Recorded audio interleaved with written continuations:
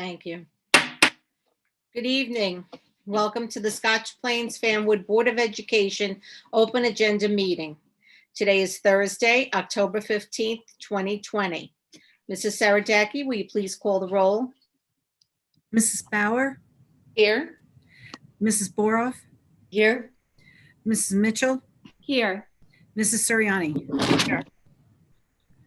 Mrs. Williams, Here. Mrs. Winkler, Here. Mr. Murray, Here. Dr. Kulikowski. Here. Quorum is present. Thank you, Mrs. Saradaki. Please join me in the salute to the flag. I pledge allegiance to the flag of the United States of America and to the republic for which it stands, one nation, under God, indivisible, with liberty and justice for all. Thank you. Prior to this meeting, we had our executive session. And in that executive session, we discussed personnel matters, legal status report, and special education update. At this time, Dr. Mast has a few words. Thank you, Dr. Kulikowski. Good evening, Board of Education members and members of the public and all who are joining us virtually tonight. I want to begin tonight's meeting by saying thank you. First, I want to acknowledge our administrative team, staff, and teachers for their heroic work they have been doing each and every day since the school year began. We're less than 2 months in, and this is a school year like no other. But when I walk around our buildings, I see collaboration and innovation in every turn. Next, I'd like to acknowledge this Board of Education.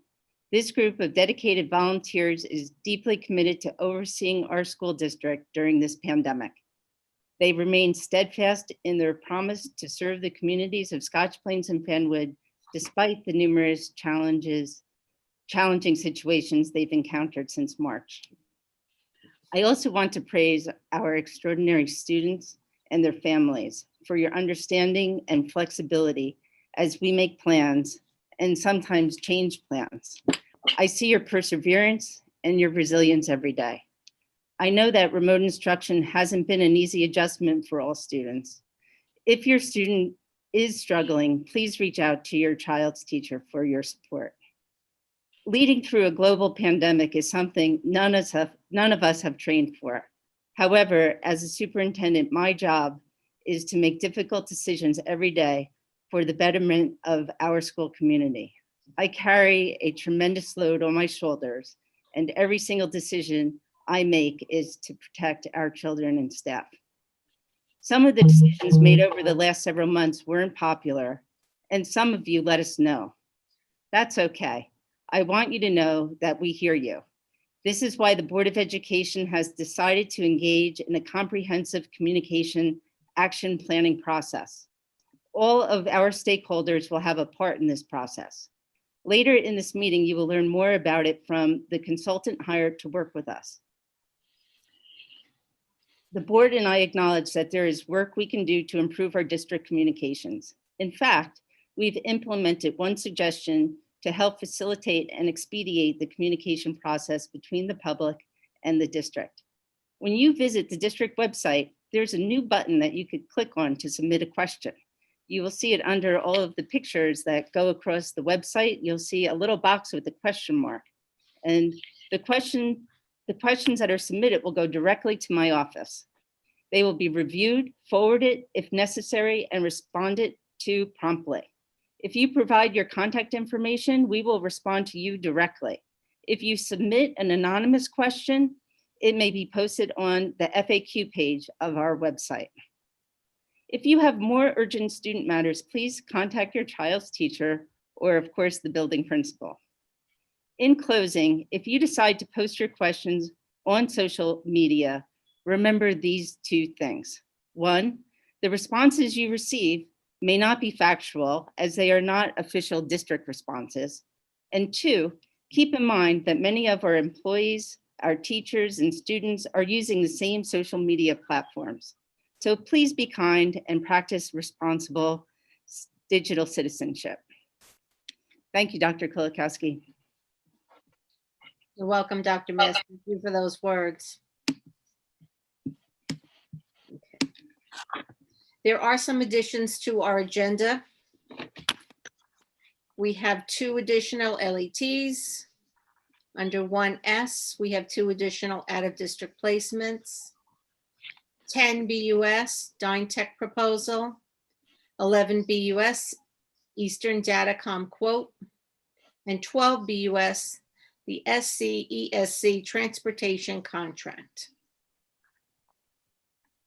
So the New Jersey Open Public Meeting Law was enacted to ensure the right of the public to have advance notice of and to attend meetings of public bodies at which any business affecting their interests is discussed or acted upon.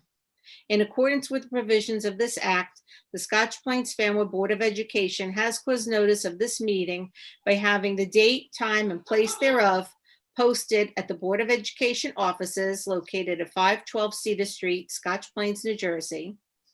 Such notice was provided in written notice form to the Times, the Star Ledger, the Township Clerk of Scotch Plains, and the Borough Clerk of Fanwood in the annual notice of regularly scheduled meetings as adopted March 26, 2020.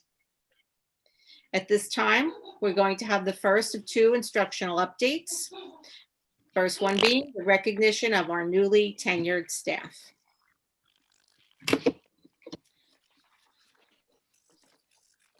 Dr. Mast? Yes, so tenure is an achievement that each person acknowledged tonight should be very proud of. It demonstrates hard work, commitment, dedication to our students and families. So you will now hear about the qualities that brought our staff to this honor tonight. And we're going to start with Mr. Bortnick. Thank you, Dr. Mast. And thank you to our wonderful Board of Education for hosting this event each year. Tenure is truly an accomplishment that deserves acknowledgement and celebration. And looking over this list that's being celebrated tonight, I was really impressed with, first off, how many people there are. 47, I believe, was the number, which is really outstanding. And it's also impressive to see that these individuals represent all different grade levels, all different content areas, and really all different departments across our district. Our system is much stronger because of all of you, and thank you. And congratulations to everyone receiving tenure and being recognized tonight. A special note of congratulations to the 3 amazing Brunner teachers who have truly made our school an even more special space. Deirdre Donovan is an artist who became a kindergarten teacher. Deirdre is creative, funny, and truly tuned into the frequency of young children. Deirdre brings a sense of wonder and enthusiasm to her work that just screams early childhood. Her joy and wonder are contagious and are really just the perfect antidote to all things 2020. Kristen Lipari has the power to seemingly summon cartoon woodland creatures to her presence while she's teaching. She weaves songs, science, imagination, and joy into a quilt that is warm and just so perfectly first grade.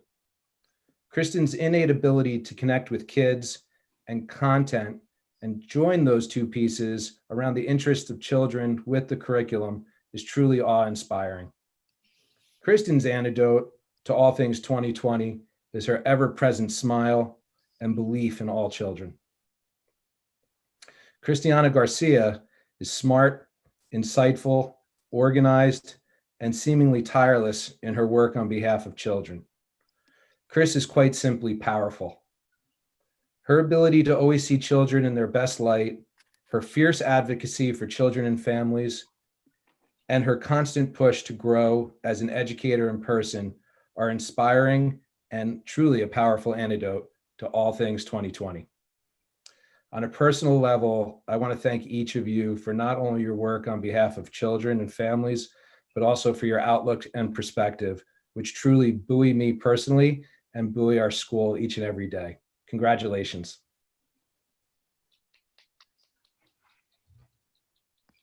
And now I'd like to turn things over to the best business administrator in the game, Mrs. Debbie Saradaki. Thank you, Scott. I'm here to talk about Lynn Hatter, who works in the business office. Lynn came to our office as an accounts payable bookkeeper in 2017. We had many applications for the position, but Lynn stood out as someone who conducted herself professionally, had excellent knowledge of bookkeeping, and had a delightful, cheerful personality. Lynn was so efficient at her job of accounts payable that we had to look for other duties to keep her busy. She took on the processing of cafeteria and high school student activity checks, building facility usage, tracking and recording our SLEO hours, and other tasks. I asked Carmelina Janisanis, Lynn's supervisor, for a quote about Lynn. She replied, "Lynn's investigative ability is a valuable resource for the accounts payable department. Her ability to quickly assess a problem and identify potential solutions is a key to her excellent performance." Lynn has had other instrumental roles in the business office in addition to her duties with accounts payable. She handles all the district postage and district shredding. She worked with Carmelina Janisanis in reviewing and selecting the new software we use for the student activity accounts, petty cash, and the athletic account. She has put our facility use software in good order, and with her control of the software, I imagine it will stay in very good order. Whenever extra assistance is needed, Lynn is always willing to help. She is definitely a go-to person in the business office, and we're very appreciative of her decision to work for the Scotch Plains Fanwood School District. And now I will turn this over to Dr. Karen Wetherall, Coles Elementary School. Thank you, Mrs. Saradaki. I remember that summer of 2016 when the principals and I all got together and did quite a bit of hiring, and it's really amazing to see your names up tonight for tenure. So congratulations to all of you. I really feel like Coles hit the jackpot the summer of 2016 when these 5 teachers were hired.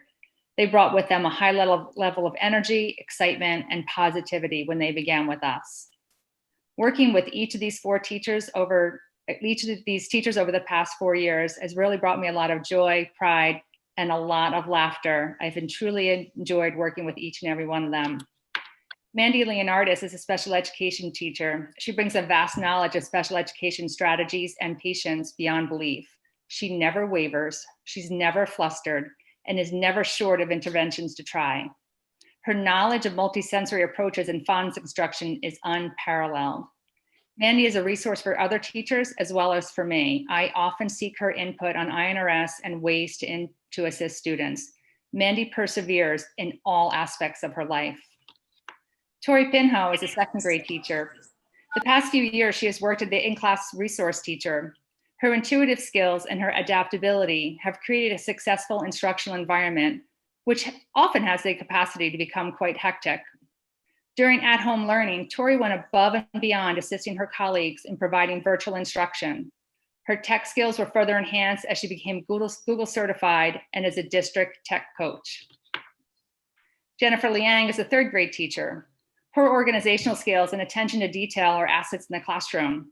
Nothing rattles Jennifer. She remains even-tempered no matter what situation arises. No matter what sort of excitement is going on, Jen can stay calm and keeps her students calm as well. Jen accepts every challenge in stride. Her typical response is, "Well, okay then." And then she goes to meet the challenge. Christy Dalbert is a third grade teacher. Christy is positive with a capital P. She walks into school every day with a perpetual smile on her face, ready to take on the world. She genuinely loves every student, and in return, they give her their best self each day. I have often said that Christy could tell the students to do their work standing on their head, and they would do it because they aim to please her. Meg Nasoni is also a third grade teacher, making the perfect trifecta of third grade teachers getting tenure tonight at Coles. Megna easily has the important conversations with students on diversity and race. Her relationship with students is an honest one. The level of respect in the classroom is amazing to observe. One look, one word, one nod from Meghna, and the students understand how to correct behavior or what to do next. Meghna willingly changed grade levels last year and excelled teaching 4th grade as well, and then moved back to 3rd grade, which really shows her willingness to meet the needs of the school. I'm honored and lucky to have these 5 outstanding teachers at Coles, and I thank you for being such a big part of the Coles family. And I offer a huge congratulations to all of you. And now I'd like to introduce Lisa Rabimbis.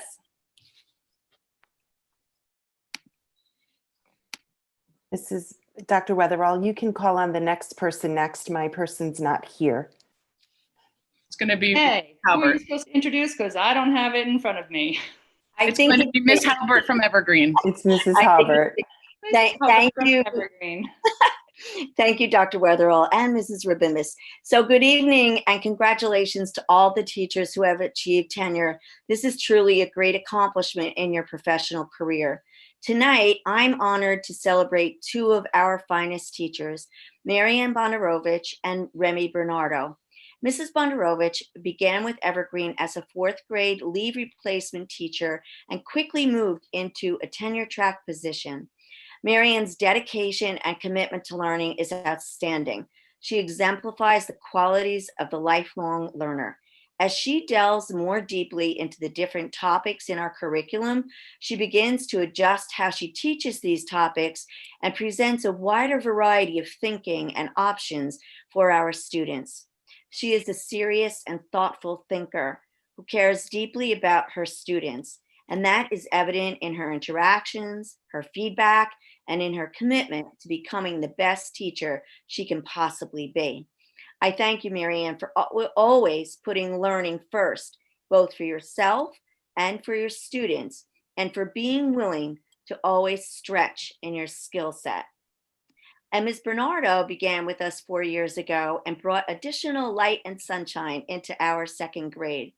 Her eagerness to learn as much as she can possibly learn about what it means to be an effective teacher is really contagious. As you listen to her talk about her students and her own learning, you become excited and stretch yourself in learning. She as well is deeply committed to the lives of her students. She takes on their hopes and dreams as well as their stresses. She engages her students in the discovery of themselves as learners and as kind human beings. Recently, she took on the challenge of becoming an Orton Gillingham certified teacher.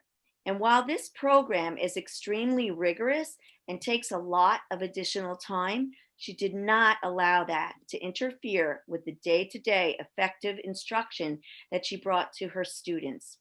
In fact, she brought this new learning to her classroom each day, shared her learning with her colleagues, who in turn have benefited by her increased expertise in the development of reading skills. This year, she has joined our 1st grade team and is excited about how she will be able to apply her Orton training to her 1st grade students. She is always optimistic and always hopeful. Both Mrs. Bondarovich and Ms. Bernardo bring an enthusiasm to the life of our students and teachers here in Evergreen. Khalil Gibran wrote, "The teacher who is indeed wise does not bid you to enter the house of his wisdom, but rather lead you to the threshold of your mind." Thank you both for doing this for your students each and every day. We are all so proud of you and wish you all the best as you continue in your career. Congratulations. And now I would like to introduce Peter Pertuco, who is the Director of Human Resources. Thank you, Colleen. When I hired Adina Williamson a little over 3 years ago as a confidential executive secretary, I had only been with the district a few weeks. The HR department was going through a transition period, which made for a tremendous amount of uncertainty and change. I knew that hiring the right person to fill this position would be critical to my success and the department's success. Upon hire, Adina embraced all initiatives and was key in helping the department become organized and create efficient processes and procedures. She immediately worked to organize her area of responsibility and identify areas that needed immediate attention. She is always eager to help others and learn new things. Adina assists employees and the administrative team to help them meet their needs. They seek her out when they are unsure of something or need guidance. She is one of the first people a new employee interacts with, and she does a great job in making them feel at ease and explaining the new hire process to them. She has established herself as a valuable HR resource. Now, 3 years later, I can confidently say that Adina has exceeded my expectations. Adina is reliable, trustworthy, hardworking, and considerate. She is an asset to the department and an amazing support to me. I appreciate the care and time she puts in to ensure tasks are completed appropriately and that the client's needs are met. She is a great team player and a key member of the human resources team. Adina, I thank you for all your hard work and support. Congratulations on earning tenure in Scotch Plains Fanwood. It is very well deserved. I'm now going to turn it over to Dr. Sasha Slocum for McGinn. Thank you, Peter. And thank you, Dr. Mast and Board of Education for continuing this wonderful celebration every year, even in this environment.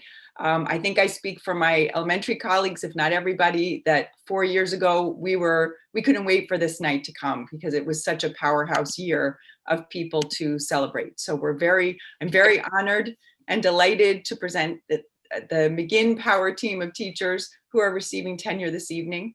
I'm going to begin with the power block of kindergarten teachers we hired as a district to shepherd in full-day kindergarten 4 years ago. Suzanne Torriello, Kristen Cicchini, and Kelly Bhatia all went through a rigorous interview and demonstration lessons process. They were all fantastic then, and they have just gotten better and better. Suzanne Torriello and Kristen Cicchini have remained kindergarten teachers and have just excelled in their positions. Both are duly certified in special education and have made every student, inclusive of any type of need, feel welcome and excited to be a kindergartner. Kristen's bubbly personality and consistently positive energy makes her students and families encouraged and happy about learning. Her students enjoy making their work better for her. Suzanne's attention to detail and knowledge of each student's interests and backgrounds help her make every child feel so special and highlighted. They beam when she has them share something for the class. Both Suzanne and Kristen are also excellent with technology and have brought innovative ideas to our school long before the pandemic took us all on a technological wave. Kelly Bhatia is also one of those spectacular kindergarten teachers and is currently an outstanding third grade teacher. She was a power kindergarten teacher for full day. She and Kristen are both Google certified and have become trainers for our teachers in district, as well as leaders in our school and bringing new technology to our teachers and students. Kelly focuses on student interests to illuminate curricula. Her students have established discussion topics for engaging one another during snack and other curricular areas. They participate in decision-making and taking responsibility in all aspects of the classroom. Another tenet of our kindergarten program too. Kelly can teach anything, as can all of these teachers. She has taught fourth grade, kindergarten, and now third grade at McGinn. Perry First and Liz Sinnott are two phenomenal special education teachers. Perry is among the first teachers in districts to have students back now during the pandemic. She is positive, she's a determined and confident teacher with some of our students with the greatest special needs.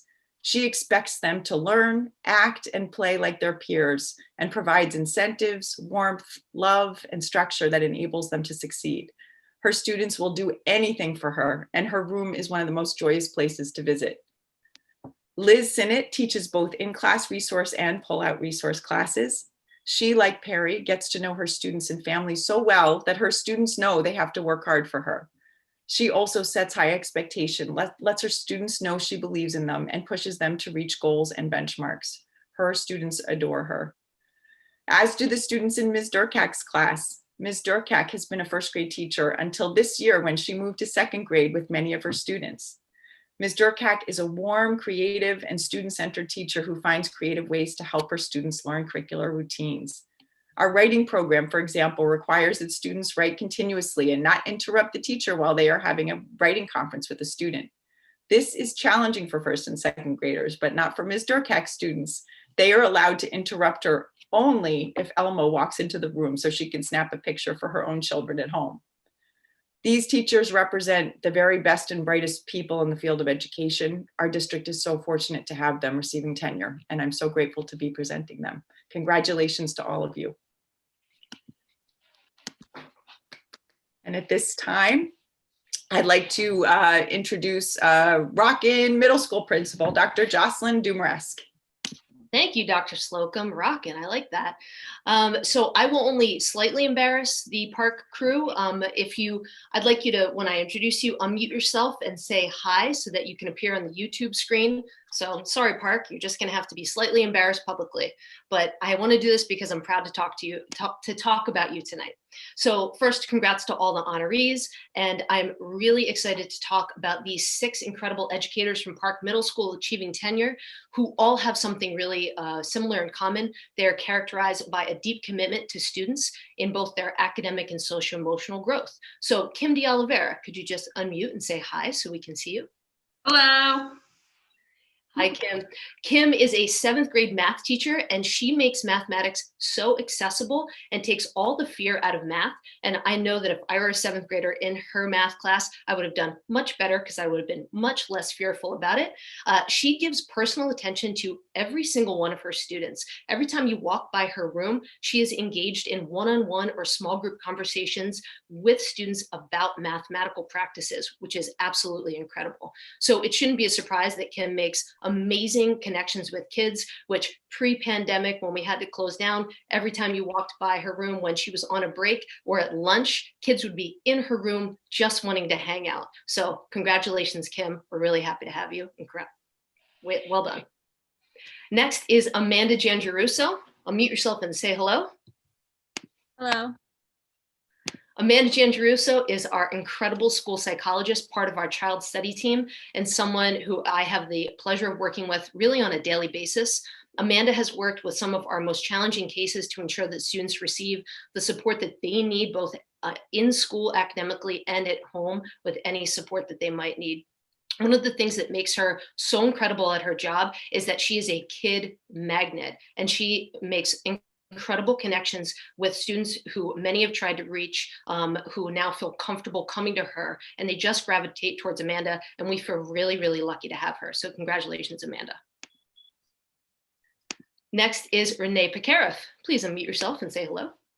Hello. Hello, Renee. Renee is a special education mathematics teacher. She is truly the definition of firm but fair. And she does this in the most supportive and beautiful way possible. She is so consistent and a constant advocate for kids. She's the first one to notice when a kid might be slightly going off the rails, and she will intervene immediately when students need that help to get them right back on track. She is organized, she is thorough, and she will consistently go above and beyond whatever you ask her to do. So thank you and congratulations, Renee. Next is Linda Trang. Linda, unmute yourself. Hello. Hey, Linda. Linda is one of our 8th grade language arts teachers, and she's taught pretty much everything in the language arts department, from 6th grade and 7th grade writing workshop to all of language arts in between, but she's really found her home in 8th grade language arts this year. Linda is incredible at fostering an amazing love of reading for her students. She's been one of the pioneers in the language arts department to diversify her classroom library and book club selections so that kids have more inclusive texts, and to make sure that kids can really see themselves in the literature that they read. And outside the classroom, fun to note that she always brings really unique and amazing, interesting people to our 8th grade career day, which helps our 8th graders really make informed decisions about their future. So thank you very much, Linda, and congratulations. Next is Caitlin Washuta. Caitlin, unmute yourself, say hello. Hello.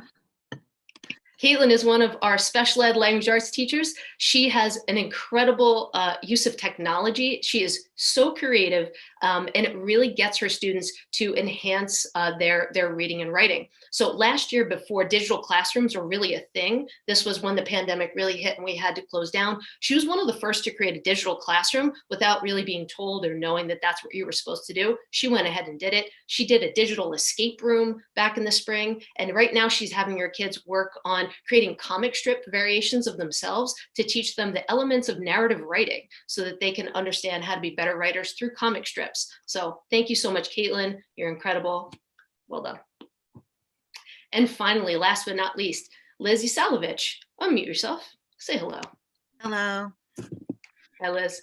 So Liz is another one of our special ed language arts teachers. She makes incredible connections with students 5th grade all the way up through 8th grade. There's not one kid who she can't reach. And the result is that she gets even the most reluctant writers and readers to actually want to pick up a book or want to put pen to paper, or I guess keys to the keyboard, as we are right now. And you know, some of the students who critically need an adult connection in their life, Liz is the person who really somehow gets through to them and makes that connection. She does this with the quiet confidence that is just a true pleasure to see. And she's a real pleasure to have at Park. Congratulations, Liz. So congratulations to all of our honorees this year. I look forward to many more incredible years to come. And now I have the pleasure to introduce Mr. Justin Fiore, my favorite school neighbor and amazing elementary principal. Well, thank you, Jocelyn. Congratulations to all of our staff members who have received tenure this evening. It's such a great honor, and I wish you nothing but a career of outstanding success in this wonderful school district. I have the great honor of recognizing 5 wonderful staff members from the School 1 who are receiving tenure this evening. I like Jocelyn's idea of having you unmute, so we're going to start with Caitlin Disney. If you want to unmute and say hello. Caitlin, you there? Good. I'm here.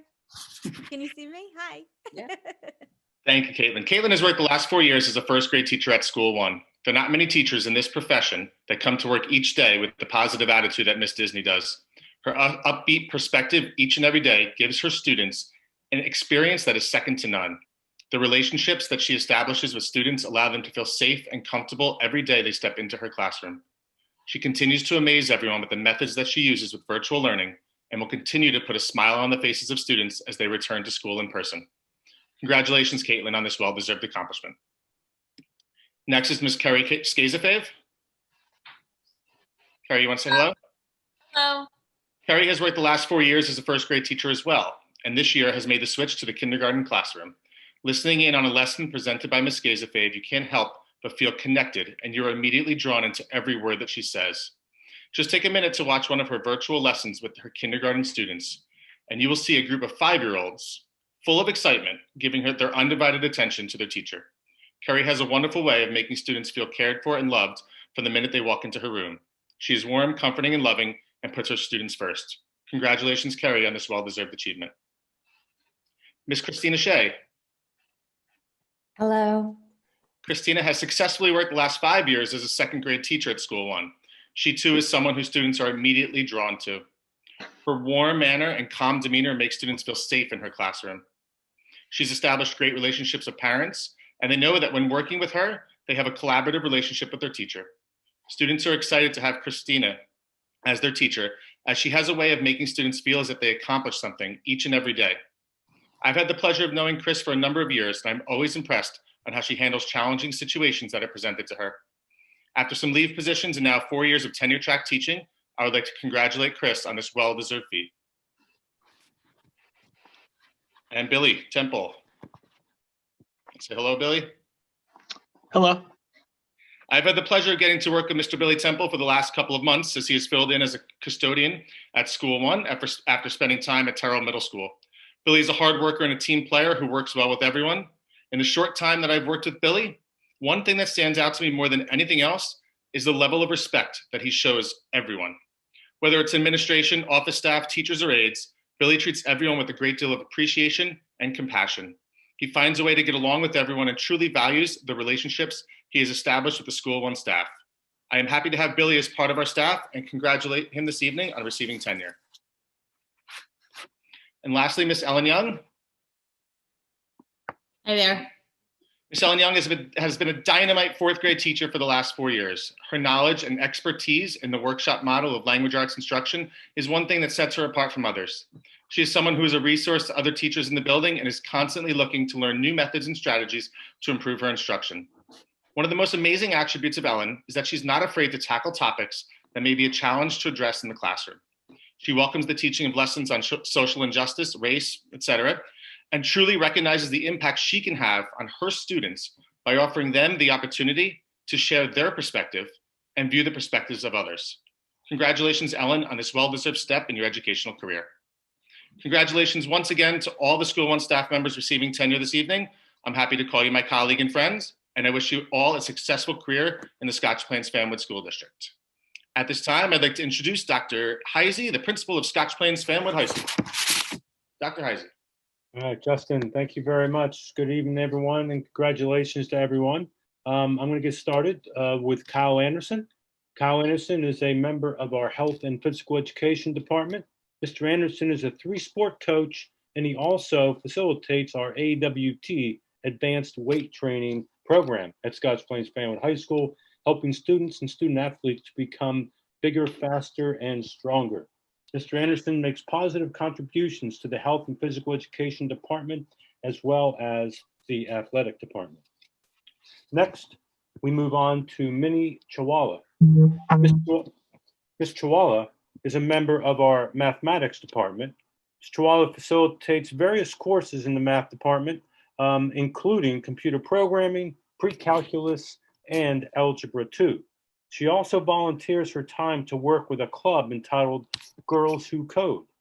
The name implies its purpose. Ms. Chawala is knowledgeable of her subject matter and sets high expectations for her students. Next, we have Jennifer Infante.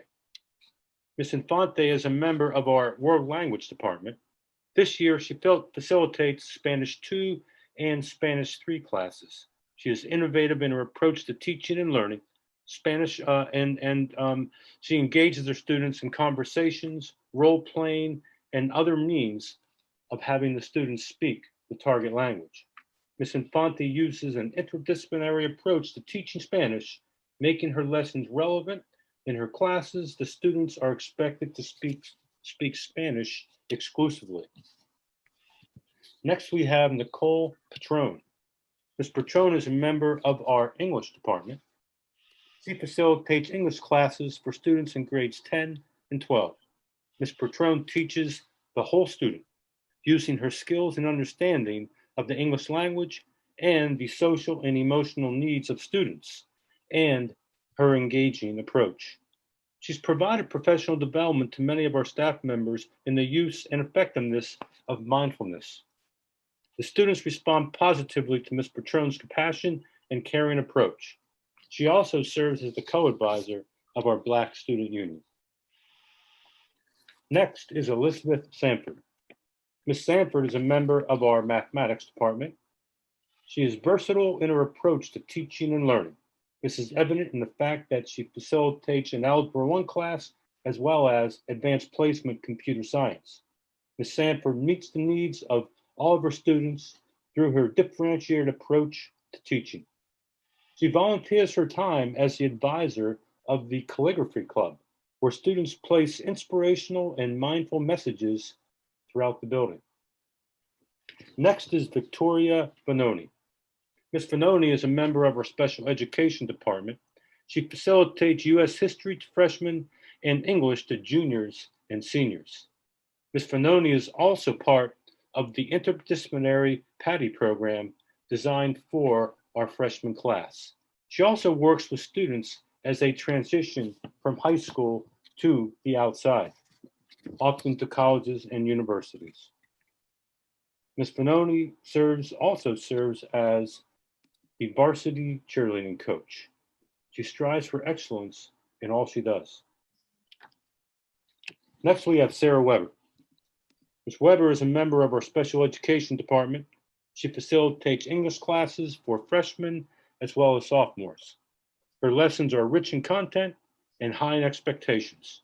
Ms. Weber gets the most of her students through her engaging approach. She is a caring teacher, which is evident through her daily interactions with students. Sarah also contributes beyond the classroom as a field hockey and lacrosse coach. Next, we have Virginia Weber Schoenhaus. Virginia is a member of our Health and Physical Education Department.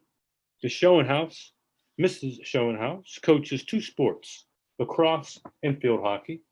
She leads with a quiet determination that inspires students through her actions, not just her words. She leads by example and is an excellent role model for our students. Next, we have Glenn Romano. Glenn works the 3 to 11:30 shift at the high school and is responsible for the student kitchen, the multi-purpose room, and the classrooms in the 150s and the 170s area.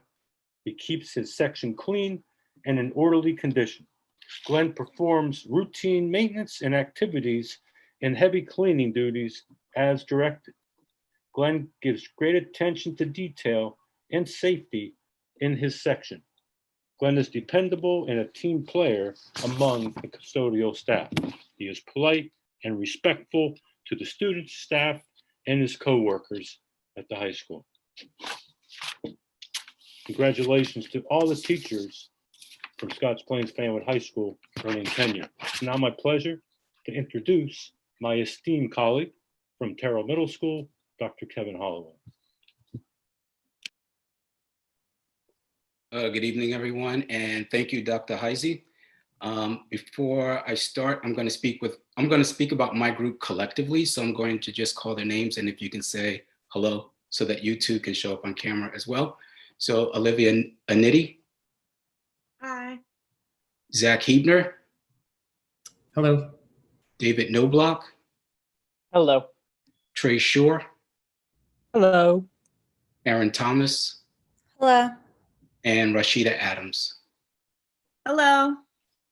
So this summer, the heavens have graced us with many majestic wonders. The mighty Jupiter has gallantly illuminated the night sky, with the smaller but equally brilliant Saturn by her side. And not to disappoint, Mars moved into opposition with Earth and adorned the night sky with her regal redness, to let us know she was present and accounted for. During the past 4 years, Olivia, Stephanie, Zach, David, Trey, Aaron, and Rashida, 2 years for you because you moved into a new position. Your work ethic has been mighty. Your teaching best practices and instructional strategies have been brilliantly executed. And you have illuminated Terrell Middle School with your talents, your kindness, and your care, all of which has led to outstanding and spectacular outcomes for students. So tonight, Ralph and I, we congratulate you on your tenure, and we welcome you to the amazing universe of Terrell Middle School. May your star shine brightly and brilliantly in the years to come. Congratulations.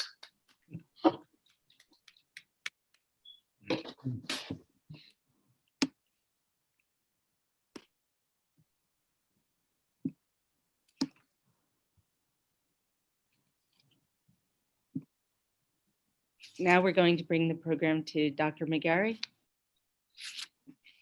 Thank you, Dr. Mass. Wow.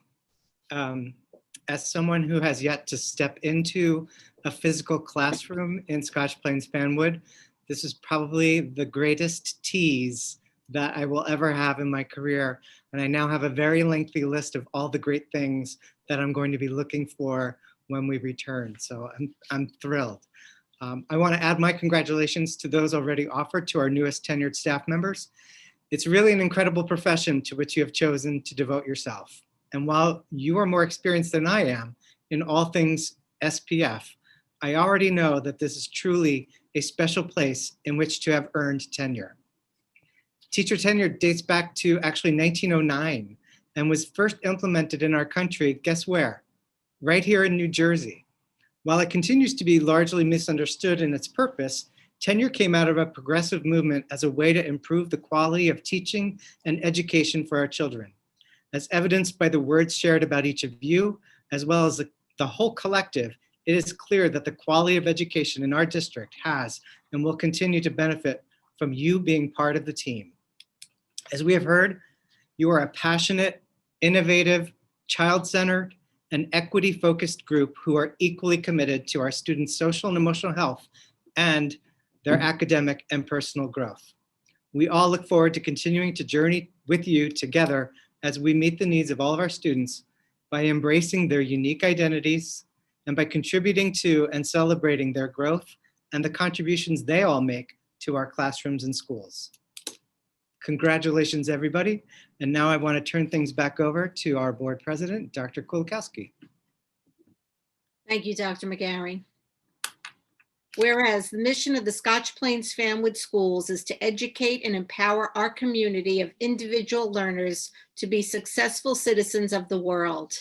And whereas the Scotch Plains Fanwood Board of Education will always expect exceptional performance by staff, which will always hire only the most qualified candidates and will promote the maximum performance and achievement of every student and staff member.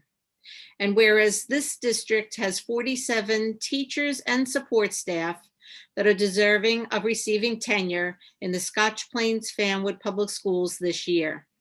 Now therefore be it resolved that the Scotch Plains Fanwood Board of Education recognizes and congratulates these newly tenured teachers, administrators, and support staff, and offers our support and best wishes as they continue to diligently work with our students and their peers in the Scotch Plains Fanwood Public Schools. Congratulations, everyone.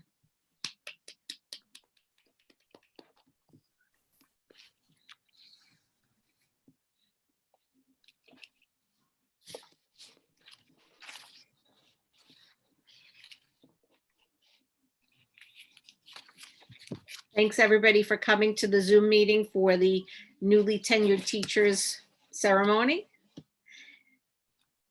Any of the board members want to make any comments at this time?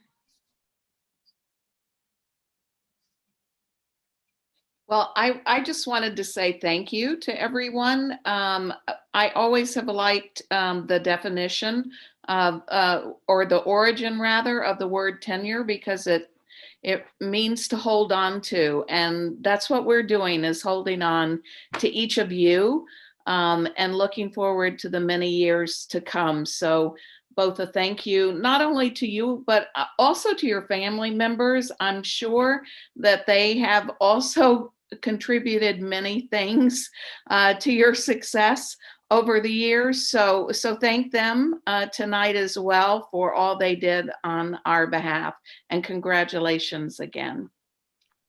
Nicely said, Mrs. Bauer. And thanks to all the school principals who came out to introduce their newly tenured staff from their buildings.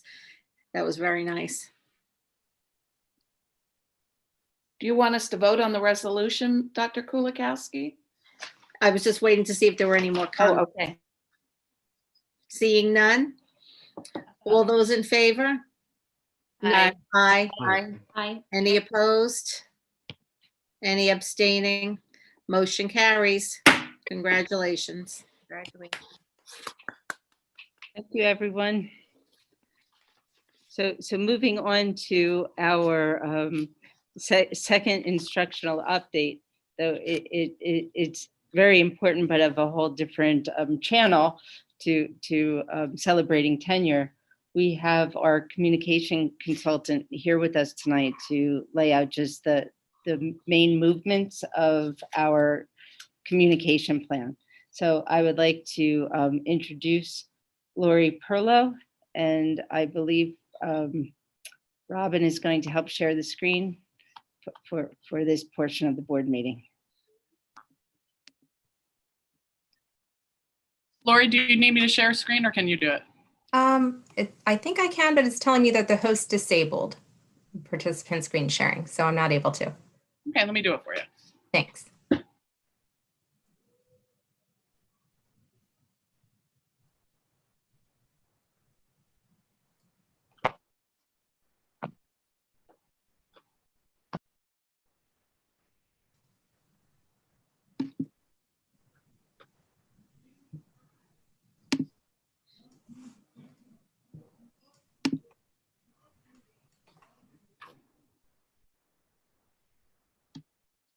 There we go. Okay, go right ahead.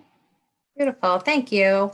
So first of all, I just want to thank all of you for inviting me to share this information tonight. And what a beautiful presentation and a lovely introduction for me as well tonight. I do want to take some time to go through the communication planning process. So beginning this month, actually, is when we're going to first begin to inform the community. So actually last week I met with the Community Relations Committee to review this process and this timeline. And then, of course, tonight, sharing the information more broadly, and tomorrow a press release will be distributed to the community to share even wider. Communication planning is quite a lengthy process, as you can see. It can take up to 6 months, but it's a very important process because I could certainly sit at my laptop and draft a communication action plan for the district, but that would really not be of service to all of you. The purpose in putting together a communication action plan is to really dig deep and do some research, collect some data, and that's exactly what we're going to do. We're going to do it in 2 different ways. The first is that we're going to be launching an online communication survey on November 2nd.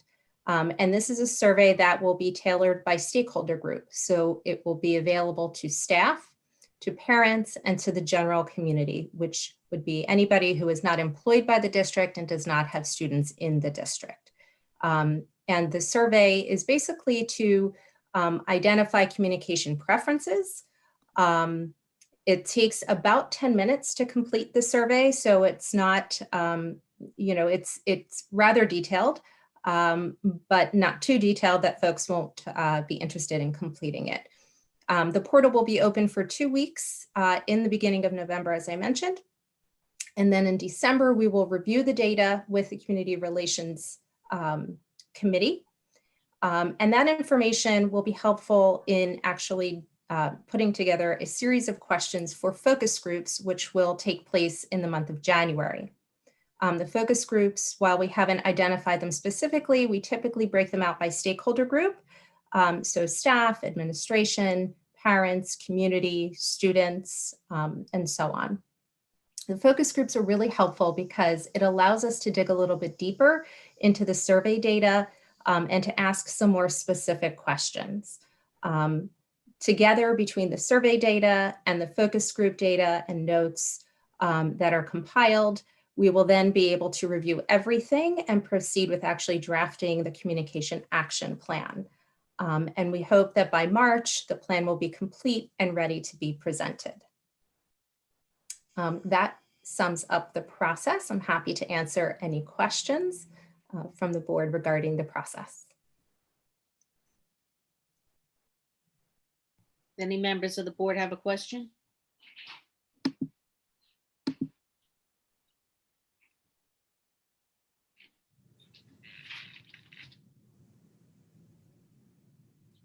I'm not seeing anybody with their hand up. I was just going to say that, we met with Lori last week, and we really reviewed this in much further detail. And so then I'm really happy that for you to present it to the board and to the public and share what the process is and how much we're looking forward to tackling this with you and learning a lot. Thank you, Mrs. Boroff. I have a question. Karen, go ahead. Thank you for the presentation, Ms. Perlow. I'm sure you have extensive experience with this. My question is, after March, after you present the communications action plan, how soon in your experience do the action items materialize? So when does it really, it's so important and so thorough what you're doing, and I appreciate the time you're taking to really understand what the district needs. But what can we expect as to when all of that very thorough and thoughtful data will be implemented? So it can be implemented immediately. In fact, it doesn't mean that just because the plan will be ready in March doesn't mean that there won't be other work taking place prior to March. I'm already contracted with the district. In fact, you heard earlier this evening in Dr. Mast's remarks, she mentioned that there is a new submit a question button on the website. And that was something that came out of the conversation that we had with the Community Relations Committee last week. And that was something that was quick and easy to implement. And I'm sure that there will be other examples like that. So we're not going to be waiting to take steps that can be taken, in the short term. But this is more, the communication action plan is more of a comprehensive, can be, depending upon what goes into it, can be a longer term implementation, right? So sometimes it can be anywhere from 1 to 3 years, depending upon how deep the recommendations go. But I would say that we are sort of working in parallel. So I'm in touch with Dr. Mast and Robin on a regular basis. And so if anything were to come up, we're going to be tackling a priority list in the short term. So there will be work that's taking place and efforts that are going to be made with regards to district communications prior to March. Thank you. Any other questions for Ms. Perlow?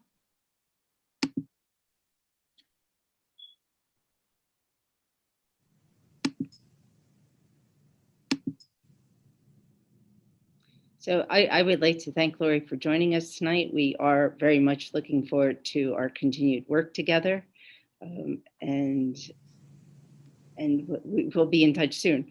But again, thank you for coming tonight. This concludes our instructional update session, and for the teachers who have remained, or the principals who have remained on the Zoom, I know that you have to get ready for school tomorrow, so it's okay if you depart the meeting at this time.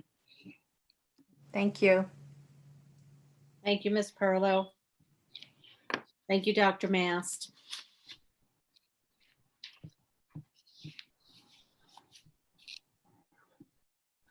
Hey, Robin, if you can bring me back to the full Zoom screen. Give me 1 second, Dr. Kolakowski. Sorry about that. Okay.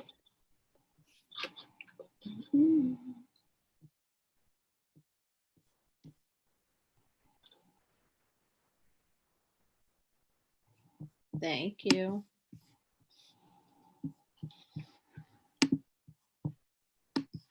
Okay, and now it's time for the public comment session. And if you would like to make a public comment, please go to the spfk12.org for your Zoom login information. In accordance with the Scotch Plains Fanwood Board of Education bylaws 0164, 0165, the meeting will be open for 15 minutes for public comments, maximum of 3 minutes per speaker. Speakers addressing the superintendent items, business functions, and other board business will be heard first. If time remains, speakers may address other matters. So if you'd like to make a public comment, please go to spfk12.org for the Zoom login information. Callers, when it's your turn, please unmute yourself and state your full name and the town in which you reside. Please note, board members cannot respond to specific concerns of individual students or staff members. Such matters should be addressed with the superintendent's office. Ms. Broadbent, are there any callers at this time? Dr. Kolakowski, Amanda Hughes would like to make a comment. Okay.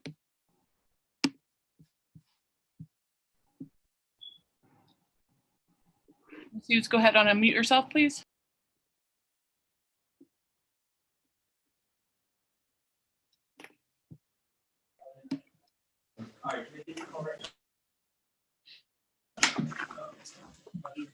Did you say my name? Amanda Hughes. Sorry, my kid was going to sleep. I'm so sorry. That's okay. Let me unmute myself. So Amanda Hughes and Scotch Plains. Thank you. Sorry about that. First, I just want to say I've never been a part of watching people get tenure, and that was really cool. Because I didn't realize like you actually talk about everyone, and it was really nice. Second thing is last night, I really enjoyed seeing how everyone was speaking and just saying from their perspective of what's going on. My question from that is, we were talking a lot about, or I was hearing a lot about social media and how no one's allowed to respond. And I know David had mentioned saying, well, we should look at that about why we're not allowed. But also my question is, nothing was brought up about these meetings and responding to questions here. Because I have found being on these meetings for the past few months is that when I ask a question, it doesn't get answered. And when I email, it doesn't get answered. And I understand there's a communication process now, but it just was talked about social media. So I'm wondering, on these meetings, can we change it where this is the only position I've ever heard of where people don't have to respond? Like if we're asking a question, it's just thank you for your comments. So is there a way to change that where we can actually get responses if it's not about an in particular situation, a particular situation, or is there any way to start getting responses? So Ms. Hudes, and this may be part of the issue, excuse me, this may be part of the issue of your question, but because of the way that the time works and to move the meeting forward, we just want to make sure that you're fully done with your comments before anybody responds. So if you have any other questions or comments, why don't you go ahead and make those now, and then we'll try to get back to you on whether at this meeting or otherwise to all your questions. Again, No, it's that's 3 minutes per my speaker, so I don't want to cut you off. No, I appreciate that. It's because what I've noticed is in certain meetings is when people are saying positive things or they get responses, but when other people are asking questions that maybe are not as positive, but more of a real question that people have either frustration about or just a question, those don't get answered. Those just get thank you for your comments. And that's it. So that's my question is, are we going to make a change with that on these meetings, not just about social media, but because that was a main focus last night is everyone kept saying, we're not allowed. What about on these meetings? Are we going to be allowed? Why are we not allowed? So if I may, Yes, Dr. Master. thank you for those comments, Ms. Hughes. I understand your question and I understand where that can be frustrating. And I think that when people bring comments forward or bring concerns forward, that they are addressed. That we're making notes of those things. I think given the recent communication about all of the work that we've done around ventilation, being very clear on our opening plan, those were certainly a response to community requests of things that you've asked for. So part of the piece is that when you bring a question forth, we don't do I respond, you respond, but we will either respond in action or we will respond in phone call. Thank you, Dr. Mass. Aside from the fact that it is called public comment, it is the turn of the public to have their say, and it is not a question and answer period. So that is another reason why we don't immediately answer every question back and forth. It is, we listen to the public, and then people do get back to either by an email or other communication. And there are some things that we cannot say in public. Doug, can you just give like a very brief, can you just talk about the way these meetings are structured and that it's not necessarily within Scotch Plains Fanwood Board of Education to, perhaps divert from structure that's put forth?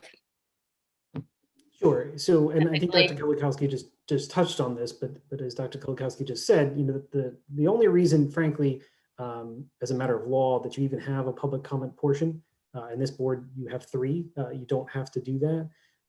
That's part of the Open Public Meetings Act, otherwise known as the Sunshine Law, that requires every public agency that has meetings to dedicate a portion of their meeting to the public to make comments. So, as Dr. Kulikowski said, it is not a Q&A period. The board is not required to respond to any question in any way, shape, or form. I'm sure that a lot of members of the public have different views and opinions on how responsive this board is, but I have to say you're one of the more responsive boards that I work with personally. And I will fully take credit and blame for the fact that you guys aren't more responsive on some of these issues, because I know that I give advice a lot of times to try to keep the public comments to responses to comments to a minimum. Frankly, as a board attorney, if I had my way, you guys wouldn't respond to any question at any point in any public meeting, but you guys are more responsive to the public than your lawyer sometimes is happy with, but that's part of your job as members of the board and representatives of the public. But again, the public comment period is just that. It's called public comment for a reason. It is a time for comment. The best way to, if you have a question as a member of the public about the operations of the school district or intentions of the school district moving forward, generally speaking, the best way to do that is either to direct it, if it's a building level question, to your building level administrators, if it's a district level question, to Dr. Mast or the appropriate administrator. They are the ones that actually run the district. The Board of Ed is here for policy and planning, and that is not to minimize this board or what you guys do. All volunteers, I'll put out there for those of you in the public that don't know that or seem to forget that sometimes. That the board here is to talk about policy and planning. And so if you have a policy or planning question or comment, we'd like to weigh in on where the board is going on a certain issue. That's certainly appropriate for the public comment period. But I do want to kind of disavow the public that the board is certainly not required in any way, shape, or form to actually respond to any questions at these meetings. But obviously the extent to which you can respond is also limited to if we're hearing something for the first time, if there's something that's in litigation, if it's something that involves kids. A lot of the questions in the past few months obviously have been with regard to COVID and the reopening of schools. A lot of times the public is hearing a lot of information and presentations as the board is. So there's questions about, well, what do you plan to do if this happens? There's not an answer to that. So a lot of times that might be the reason why the public might be frustrated. But again, these meetings are held in the open so that the public can see what the board is seeing as they're seeing it. Ms. Siriani, I don't know if that addressed your structure issue, but sorry to put you on the spot. Thank you. Thank you. Well, thank you, Doug. Thank you, Dr. Mass, for those comments about our public comment session. Ms. Broadbent, is there another caller? Yes, Daniel Wildstein would like to make a comment. Thank you. Danielle, please unmute yourself. Danielle Wildstein, Scotch Plains. Thank you. So I wanted to thank you, Dr. Mast, for your October 8th letter. It was very informative. Some questions from it, though. Now that we have reopening dates, when are we going to see the action plan for each school? I know in your letter, it states that EI Associates will be providing a summary report of short and long-term facilities plan. And so when will that be done? So there was a lot of time and money, as we all know, spent on assessing the HVAC system. And that is what you, Dr. Mast, had said was the reason why we couldn't reopen schools. It's because the HVAC systems were unsafe. So now that we have dates, and in your letter, you've stated that some parts had been ordered or work has already been started. What are you doing? What is being done in each school to make the schools safe? We're a week away from October 22nd, which is when pre-K is starting to go back. So when are we going to have more transparency around what exactly is wrong in each school? The letter was great, and those reports from EI and ESM are great as well, very technical. But when are we going to see what's actually wrong and what's being fixed? Because we saw a lot of recommendations presented at the last Board of Ed meeting, but it wasn't narrowed down as to what was going to be done. And so for parents to have confidence that schools are safer now, when are we going to see that? And I would also hope that as we reopen, we continue to look towards not just 2 days or 2.5 days, but 5 half days, as our neighboring schools, such as Clark, Cranford, Summit, and now Berkeley Heights are doing, and they're doing it well. So I would hope that it would continue to be assessed as long as the schools are still safe and the kids can be in school safely. And then I did have a question about, Dr. Mast, that button that you talked about earlier at your opening statement. I'm wondering if that's going to be in lieu of us emailing, say, you directly or the Board of Ed directly, or Lisa, regarding any IEP or special education needs.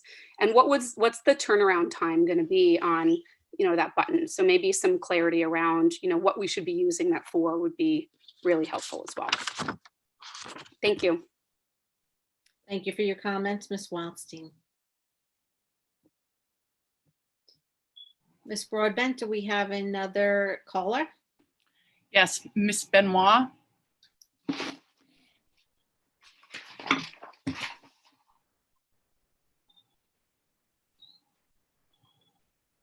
Hmm.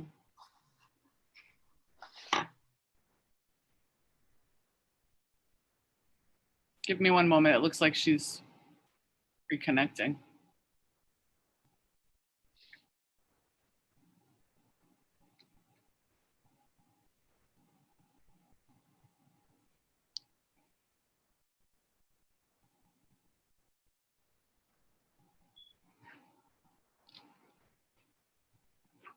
There she is. Hi, Miss Benoit. We can't hear you. You have to unmute. Hear me now? Yes, thank you. Please state your full name and the town in which you reside.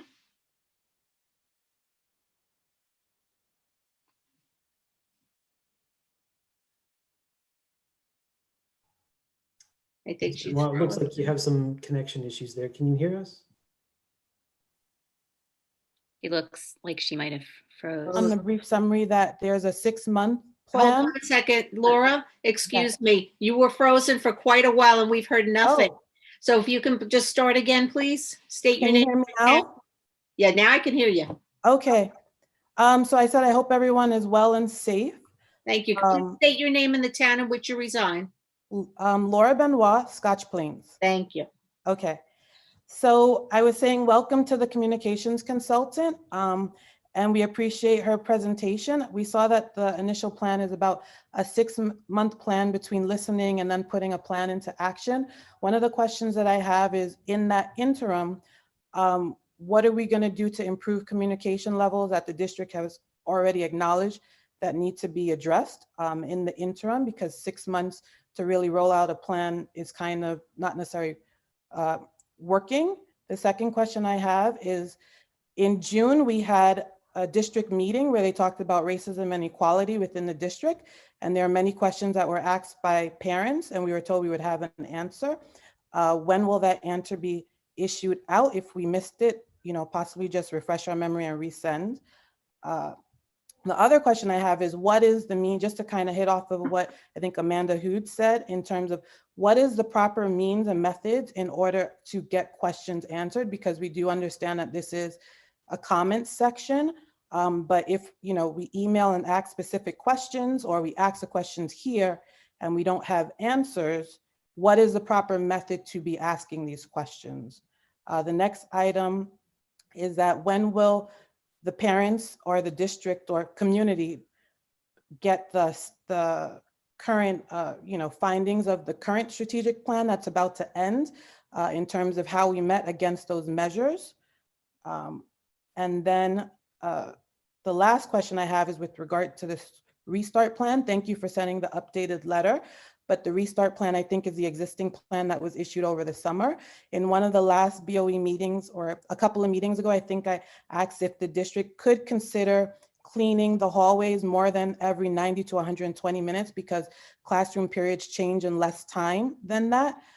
So if there's a way to clean in between, so that kids do not kind of cross-contaminate, just to protect our teachers and our staff. One of the questions I'd also asked was about cleaning the tables and so forth.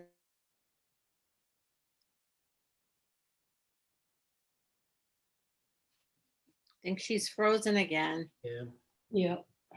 Sorry, can you hear me? The last thing we heard was about cleaning the tables, etc. Yeah, so if there's a way to either have the teachers instruct, the teachers change the classrooms as opposed to the students, so that we have less cross-contaminations if the desks aren't being cleaned, specifically maybe in the middle school and high school, because elementary schools are a little bit different.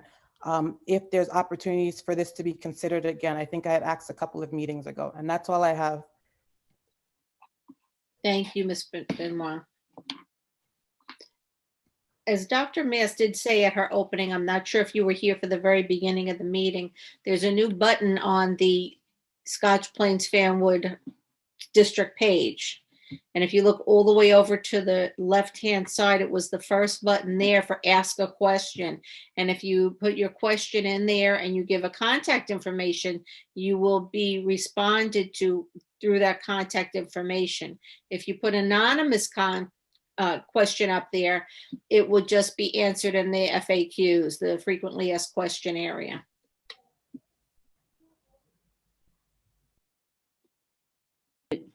Just a brief comment on these questions. First, thank you for raising those concerns and those ideas. I think some of the questions that were brought up are things that we have responded to.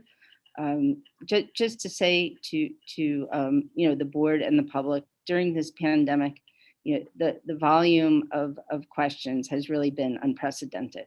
So one of the challenges has been how to respond to people in the way that we have in the past, which would be to give people individual phone calls, respond to individual emails, to really make the time to listen and to learn about people's concerns. That has been our past practice. It has really been a challenging incapacity. So thus part of the reason of the welcoming of the communication person to put structures in place to make it all manageable. So we are very responsive to the public. To answer the question about the new button, I think the feature of the new button is really to say, we want to hear your questions and we want to answer your questions. And if you want me to know who you are when you're asking the question, that's great. You can put your question in the button, or if you'd rather email me, you could do that, or you'd rather call my office, we could schedule a time to talk.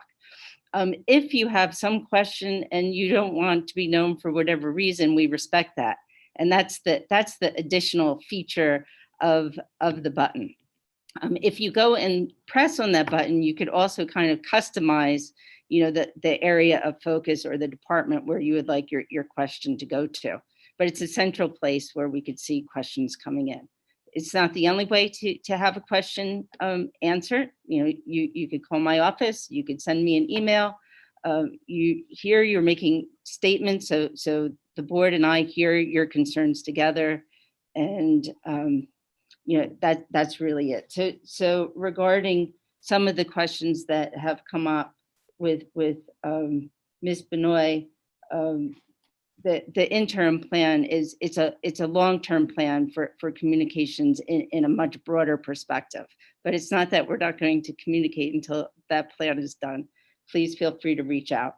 Regarding the program that we did in the response to the death, the murder of George Floyd in June, a lot of questions did come up, and we did create a document of those answers. So let me see where we could put that and post it on the website if that hasn't been distributed yet. So thank you for raising that question. Regarding the restart plan, there are certain things that have changed as we've had the benefit of other districts who have opened in either hybrid or in other fashions, and we've been looking to them to gain some knowledge too. Some of the pieces of having students stay stationary is scheduling challenges, and in some cases, scheduling impossibilities. And we knew that coming in. That was why taking the pause, not because our schools were unsafe, but we took the pause to make our schools safer. And we knew in this pandemic, when pathogens are in the air, one of the most important things is having fresh air in our classrooms. So we needed to know that all of our units in each classroom was working the best that it could. We're going again based on the feedback that we got from the specialists, room to room to room, and we're repairing those univents. In some cases, our own team is able to do it. We either have the parts on hand or we're ordering the parts, and then we're checking the air that's coming out of those univents, because fresh air will dilute the old air in the room, and it's one of the best things that we could do. But let me just remind everyone while I'm on this talk that it's not the only thing we could do. The mask wearing, the hand washing, the social distancing will be key too for our safety while we're in school, but also while we're not in school. It's important that everyone exercises those safety precautions at all times, and that will keep Scotch Plains Fanwood COVID free. And we will be able to open our schools, and we will be able to keep our schools open. That's the goal. So I hope I answered some of those questions tonight, and please feel free to reach out. Thank you, Dr. Mast.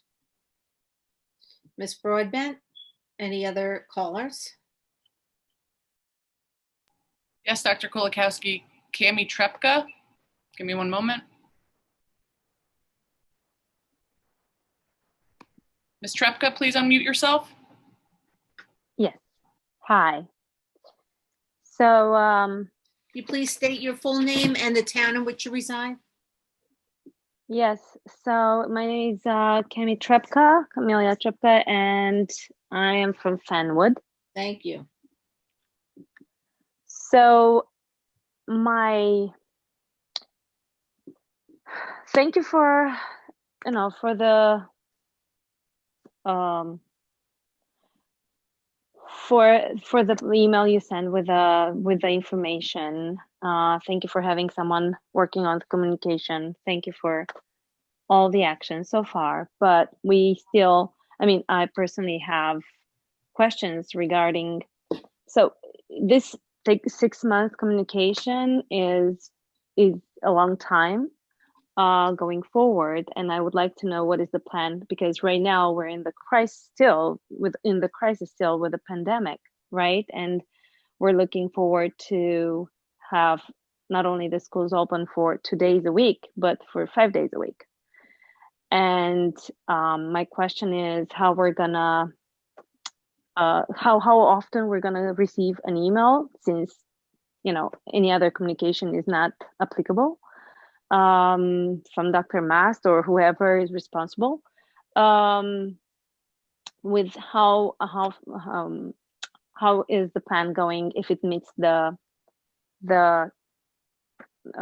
if it meets the steps that they actually initially said.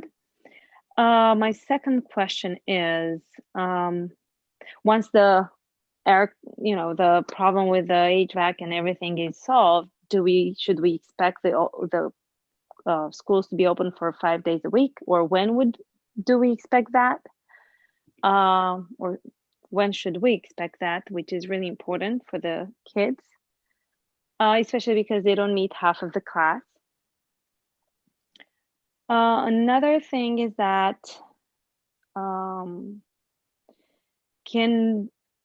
can we have I understand that you don't answer questions, and I hear from other parents. I haven't sent any emails yet, but can somebody send an email with the responsibilities of Board of Education, of of the superintendent, of where do we fit in? Where can we help? Because from here, we just don't want to ask questions that are not being answered, but we want to help too, right? If there's anything we can help with, improve the communication, or if with the plan, I don't know, to work faster for the kids to be in school faster. We do social distance, we do wear masks, so we do all the necessary that needs to be done. But we also want to know who to reach to, because Doug, you were saying we're not supposed to ask specific question to the Board of Education or to superintendent. So maybe you can compel an email that you can send to all the parents or to everybody with what we can ask, what we should ask, and to whom. So that would be very nice, especially for those like me that we just moved in this country a few years ago, and all this new structure is new to me, and I'm trying to get used to it. I don't want to, I want to help, and I don't want to feel like I'm told, I just get reports and that's it, because that's not, I thought it's a different relationship between parents and Board of Education and superintendent, being we all have the same interest, our kids. And it seems it's not really so, according to Doug. So these are kind of my questions. And the last one, actually, if you can tell me if there is a way, an action plan of all these 2.5 days for the kids when if they ever considered the 5 days a week. Thank you. Thank you, Ms. Trupka. I guess, Dr. Kolakowski, if it's all right with you, my name was brought up, so I guess I'll take some of that. So I just want to be extremely clear for the members of the public listening, as well as the board, obviously, that I'm not trying to dissuade people or tell them that they can't ask questions. I am trying to expectation set with questions at board meetings. So any member of the public can certainly use their public comment time to ask questions if they want to, but I do want to let them know that the board does not have to respond at these meetings. It is not the legal purpose of the public comment section, but as we've shown tonight, often members of the board or the administration, or frankly, sometimes myself, do in fact respond to questions. The best way for members of the public to get answers to their questions are to ask the right people based on what their question is. So again, if you have a question about your individual student and their classroom needs, the best person to email or to call or to video conference is your child's teacher. If it's something about the building level or building policies, that would be the building principal. Something on a district-wide scale, generally that'll be Dr. Mast's office. Again, we talk about traditionally the responsiveness of this district is very good, but as Dr. Mast said earlier, with all of the additional preparations and work being required of all of the staff and administration right now, it would be hard to get back to people, coupled with the volume of questions being submitted. It is, just to let everyone know, frankly, if you're used to getting a response within 24 hours from the administration, don't be surprised when you don't now. Again, it's simply just a matter of math that we have not been able to hire more staff, wouldn't be able to afford it even if you could, to respond to the additional questions. The board is taking that extra step of communication as the plan was laid out tonight. But there are more things to do, more people to respond to, but not more people to do that. So that's part of the issue. But again, you certainly can ask questions at these board meetings, but the best people to ask are not at these board meetings, but via email or phone to the person who actually can address your specific issue.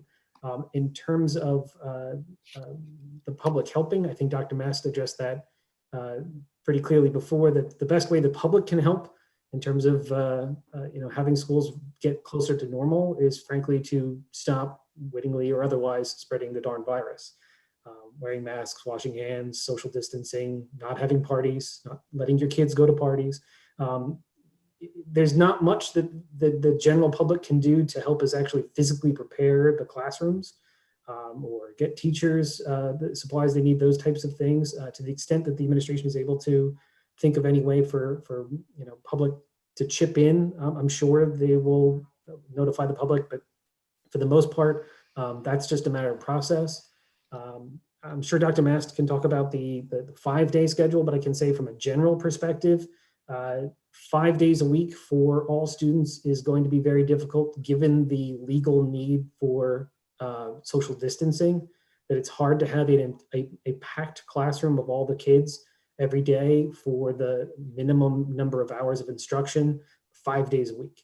That the reason why a lot of districts in the state have been required to go to hybrid schedule, where it's a couple days in, a couple days out, is they simply have too many kids in too few classrooms or too few teachers to be able to spread the kids out while maintaining the social distancing and making sure that as a matter of law, all students have to be given instruction for at least 4 hours for it to count as a day of school.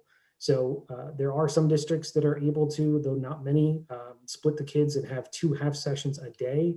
That means at 8 hours back to back of student contact time. And frankly, most districts in the state aren't able to do that for staffing reasons, as I'm sure that's an issue here in Scotch Plains as well. And I think I addressed most of the questions, but I'll turn it over to Dr. Mast in case I missed any.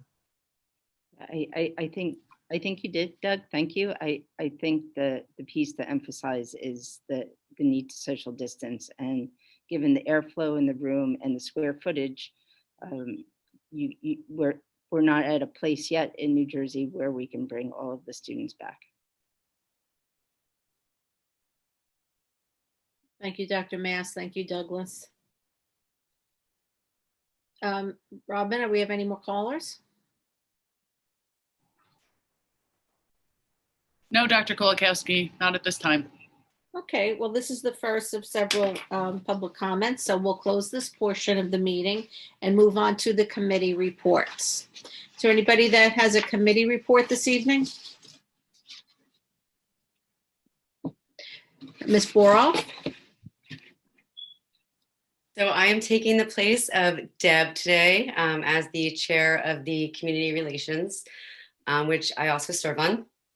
But a great deal of the summary of my report was our introduction to Lori and the plan that she has. And I think that, well, it's something I'm certainly personally excited about. I know that we all are. But Lori gave us the overview that she just shared with yourselves, with the public. And some of the other questions that came up tonight were some of the questions that we also asked as a committee, which was more immediate action and what her role was and how we can rely on her for maybe statements for if we have to, for some of the letter writing that Dr. Mass does, just to address some of the more immediate issues. And so from our original conversation, which I was very glad to see that the not the frequently asked questions, the email button that was put on for access onto the website. But additionally, we asked for assistance in day-to-day communications, crisis issues, review of the website overall, and working with Doug as well, just looking at board members' responses, which we've already covered, which is in policy, and most districts have the same policy as it comes from state guidance. In addition to that, we decided that one of the best starting point was to create a priority list of concerns that we have heard from the public, that we have ourselves, and we've started creating this priority list to share with Lori so that she can start looking at what our immediate issues are, which is very exciting. And so one of the things that we talked about, which we think is really important, that Lori agrees with, that we just met on Friday, so we're starting to figure out the plan for this, but it's become very clear to us that a lot of people aren't familiar with the role of the board member and our limitations or what we can and can't do. And so coming up with a method of sharing information with the public outside of the public going and looking on New Jersey School Boards Association. And so that was an exciting development. And we will schedule an upcoming meeting once we get the priority list settled and we begin get some dates for the next steps for as far as the survey goes. Am I the other thing that we did address, and I think that this goes to why the not frequently asked questions, why the button is being put on to ask and submit a question, is that it is in a real-time format and goes directly to, I believe, Dr. Mass. The other point to it was that people, and I think this is, for the public doesn't realize this, that on our, our website, when you go to send an email to all of the board members, it does say that we don't receive that directly individually. But it also doesn't state that there's a delay time in the response because the board members don't see that. So we get the letters when pre-board meeting. So it could be a few days before we see a communication. So we're addressing that, and the sentiment, we're hearing everyone, and we're on it. And so I'm really excited about Lori, and I'm excited about the survey. It's a national organization that can compare us nationally against other schools, districts across the country with really important stats that will help us improve and get on the same, well, just improve and get better. I think that's it. Did I miss anything? No.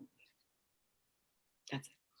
Dr. Kolakowski, Ms. Boroff, if I can just, because it was raised as in the public comments, and Ms. Boroff's committee report just reminded me, if I know I'm jumping out of turn here with the committee reports. Right ahead.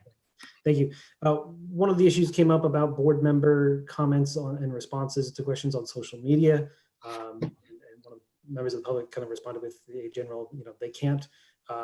It might be a bit of a simplification, but it's not far from wrong.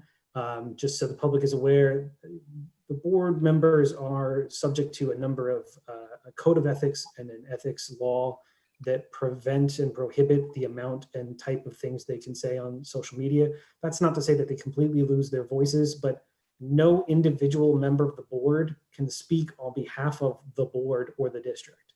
So when members of the public say, reach out to one of the board members or their neighbors who happen to be a board member and ask them questions and want a response, essentially, what is the district's feeling on X, Y, or Z? Those board members are actually prohibited from speaking on behalf of the Board of Ed. It would be most likely an ethics violation for them to speak as an individual on behalf of the board. So that's why reaching out to individual board members tends to be an ineffective way to get your questions answered. Again, largely questions about the district and how it's run should be directed to the administration. Thank you. Thank you, Don.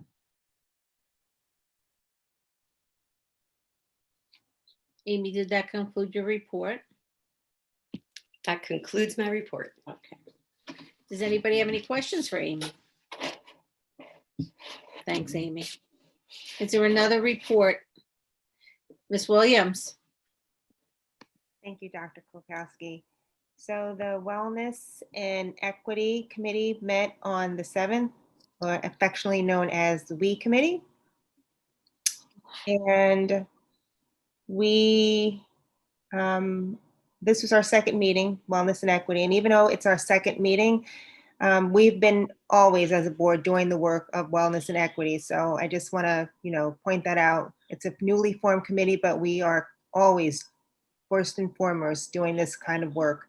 We decided to form a separate task force so that we can include some of our community partners, REAL, Social Justice Matters, Truth Racial Transformation and Healing. And they also, we met with them tonight. And our primary mission is to address concerns that have come to our attention involving systematic racism in our schools and obliterate its lead and be a beacon of light on some of these key issues. And we've talked about curriculum, hiring, recruiting, and we just want to make racism and systematic racism a forefront. We met tonight, the task force met tonight. We had a couple of current students, a couple of past students, a couple of representatives from all of those community organizations, and it was really a robust conversation. And we did walk away with a couple of action items. And we also had myself being a graduate of the Scotch Plains Fanwood High School and a couple of my other classmates. We really had a good conversation, and I think the students also felt heard. And going forward, we will be meeting monthly, and we will discuss some of these clubs that we have. And we will also talk about professional development and training. And it really was a good second meeting. And that concludes my report. Thank you, Ms. Williams. Does anybody have any questions for Tanya? I have a comment, Karen. Go right ahead, Karen. It was really, like you said, to echo what Tanya says, a robust conversation with the task force tonight. And I just also wanted to comment, very interesting, Tanya spoke about her experience, and we had representatives from the different decades. So we were able to really look at what does equity and what does wellness look like over the decades, and how do those trends affect where we're going forward? So it wasn't just a snapshot of now, it's a snapshot of where we've been and where we're going. So I think, and that was a great facilitation on your part, Tanya. So thank you for that. And I think it'll be really helpful going forward.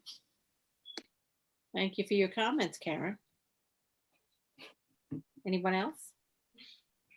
I just want to thank Tanya for chairing this committee. I think it's such an important committee, and it's just, we're layering the work that we're doing in terms of equity and race relations, and having these difficult conversations in our community and our schools. And so thank you for agreeing, Tanya. Thank you for leading the effort for the board. Thank you for your comments, Stephanie. Okay, if there's nothing else for the WE committee, then could we have any other committee report? Stephanie. Hi. The curriculum committee had its monthly meeting this past Tuesday. And as I mentioned, I believe last month, every month, every meeting, we are going to have some sort of discussion about race, equity, and social justice in our district and how the curriculum is reflecting that. So what we talked about at this past meeting was Hispanic Heritage Month and everything that was done throughout the district to acknowledge Hispanic Heritage Month. And there was a lot of focus on arts and music throughout the curriculum at all levels of instruction. And I just want to mention that being remote, the integration may not be as visible to families of students. But so I just wanted to point out ways that Hispanic Heritage Month was infused throughout the remote learning this past month. Well, where there's more to come halfway through the month. But in elementary Spanish classes, students explored the theme of immigrating to a new country. They read a book about it. They listened to the music of Celia Cruz and Tito Puente. They studied Frida Kahlo, the artist, and they were able to do an interactive lesson about empathy based on the challenges of Frida Kahlo. So that was kind of a multifaceted lesson. They listened to music and watched dances from Latinx cultures. They studied the contributions of current Americans from the Latinx community. Each week they rotated studying. 1 week was politicians, 1 week was scientists, 1 week was artists, and the last week will be musicians from Latinx cultures. And they viewed various murals and art of Latinx artists. At the middle school level, they also studied influential Hispanic Americans. And the daily announcements would include some form of Hispanic or Latinx artists or information, so the students could learn day to day about them. And they also got a chance to listen to different types of music and even the basic steps of salsa dance, which sounds interesting remotely. At the high school level, the Spanish 5 class actually held a debate about Christopher Columbus and some of the controversies surrounding Christopher Columbus and his relationship with indigenous peoples. The AP Spanish class studied the lives of young Latinx Americans and their impact on culture. And Global Perspectives class, there was discussion, various discussions about debunking stereotypes, such as Day of the Dead being like a Halloween holiday when that's not actually what it is. And so there was some education going on there about those stereotypes. And then we talked about what's next in the district as far as Hispanic heritage. And so some of what's on the horizon is continued integration of Latinx culture and contributions across all disciplines, increasing the inclusivity of Latinx population in conversations about equity, connections to Spanish-speaking parents and guardians in our district, recognizing and celebrating diversity throughout our social media platforms. And then we, and I wasn't even aware of this, but we have a Hispanic Heritage Speaker class. And we talked about the students from the Hispanic Heritage Speaker class having an opportunity to have more of a voice and also have representation on the Racial Equity Task Force that Tanya mentioned earlier. Okay, the second agenda item was talking about the election and how teachers are teaching about the upcoming election and how elections are used as a teachable moment. All elections, not just, every 4-year presidential elections. So the social studies department always uses elections as a teachable moment. And Noelle Baxter, our social studies supervisor, talked about a book that kind of guides the instruction. And this book was called Teaching Controversial Issues by Nell Noddings and Lori Brooks. And some of the ideas in the book are the importance of teaching critical thinking through elections, that students can learn to communicate effectively even when there's a difference of opinion. And it's not necessarily about choosing a side, but about respecting others' opinions and being able to communicate about those opinions. So additional goals of teaching about an election. It helps students participate in a democracy. It helps students appreciate diverse perspectives, helps students understand current events, and it helps students focus on big ideas, such as voting as a human right, evaluating various media sources, and how people's values influence their voting. So the most important thing that is conveyed to teachers when they're teaching the election is that they have to create a safe environment for the expression of all kinds of different opinions. So creating a safe space. And also we discussed that it's not, again, just presidential elections that are taught, but teachers are also discussing the importance of local elections and how local elections impact our students' daily lives. Teachers actually practice strategies about teaching the election this year. And then we talked about that some other efforts, for example, in grades 6 through 12, there are mock elections that are not political elections, but just to show them how elections are run, using other characters, just modeling the process. So that takes place. And then some other efforts that occurred at the high school level this year, voter registration drive that the JSA and Black Student Union had a hand in, as well as voter registration materials are available for students who want them. And our third agenda item was talking about preparing for hybrid teaching and learning as we move into the next phase of the restart plan. And Dr. McGarry talked about how we're learning from other districts, best practices, and other districts who have gone through this over the last month.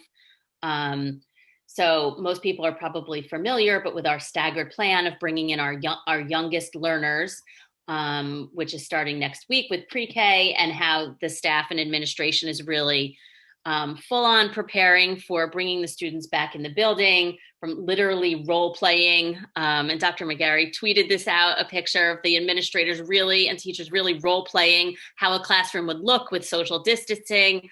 So they're really going all in on their preparations, what a circle time in a pre-K would look like. And also, as we've been doing, exploring different technologies to make sure that the experiences of the kids in the classroom and the experiences of the kids that are still learning at home virtually are as similar as possible.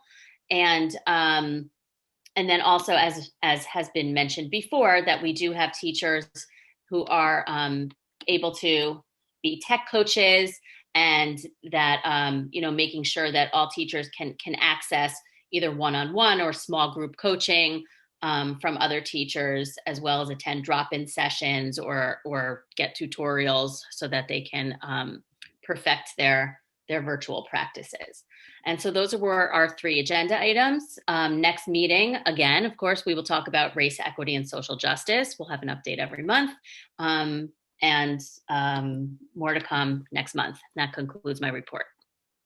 Thank you, Ms. Soriani. Does anybody have any questions for Stephanie? Mrs. Winkler?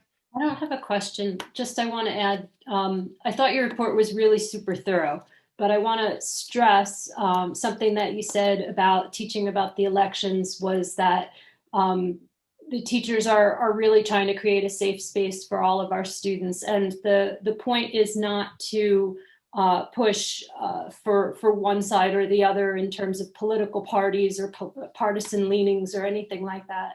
The point is to teach our students to be able to listen to each other's diverse opinions and ideas and be able to find common ground somewhere and be able to communicate with each other and appreciate each other's differing views rather than debating about it. It's not about winning a point. It's about having a dialogue and a communication. And I just wanted to stress that. Absolutely, that's right.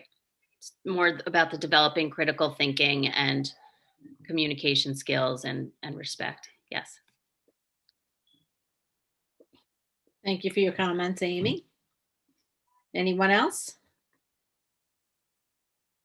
Okay, are there any other reports to be given?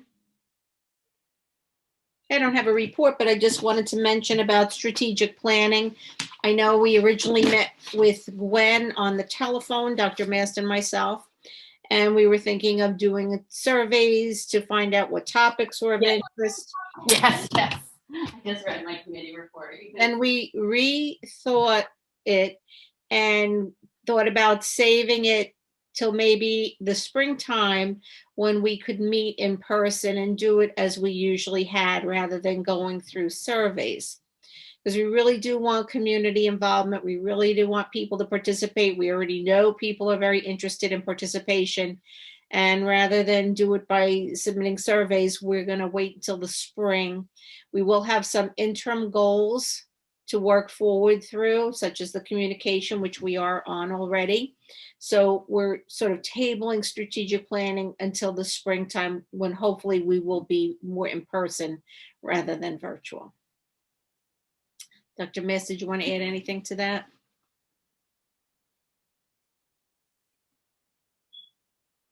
Mute. The communication piece, as you said, Dr. Kulikowski, is certainly a goal, and I'm sure it will have even a different manifestation within the strategic plan, and additionally, the equity work that has been ongoing, as Tanya mentioned, but we're certainly putting specific goals together, at least for this academic year. The important part of the strategic plan is certainly the voice of the community, and that being all stakeholders in the community, our teachers, our students, our parents, our board members, our community at large. So some of that work we can do the foundational piece in surveying data. So we know the direction that we're moving in. Thank you, Dr. Mast. Okay, if there's no more committee reports, then we'll move on to letters to the board. There was a total of 6 emails that were received from the public to the Board of Education. Proper administrator has responded to those letters. Next, we have the superintendent's report, Dr. Mast.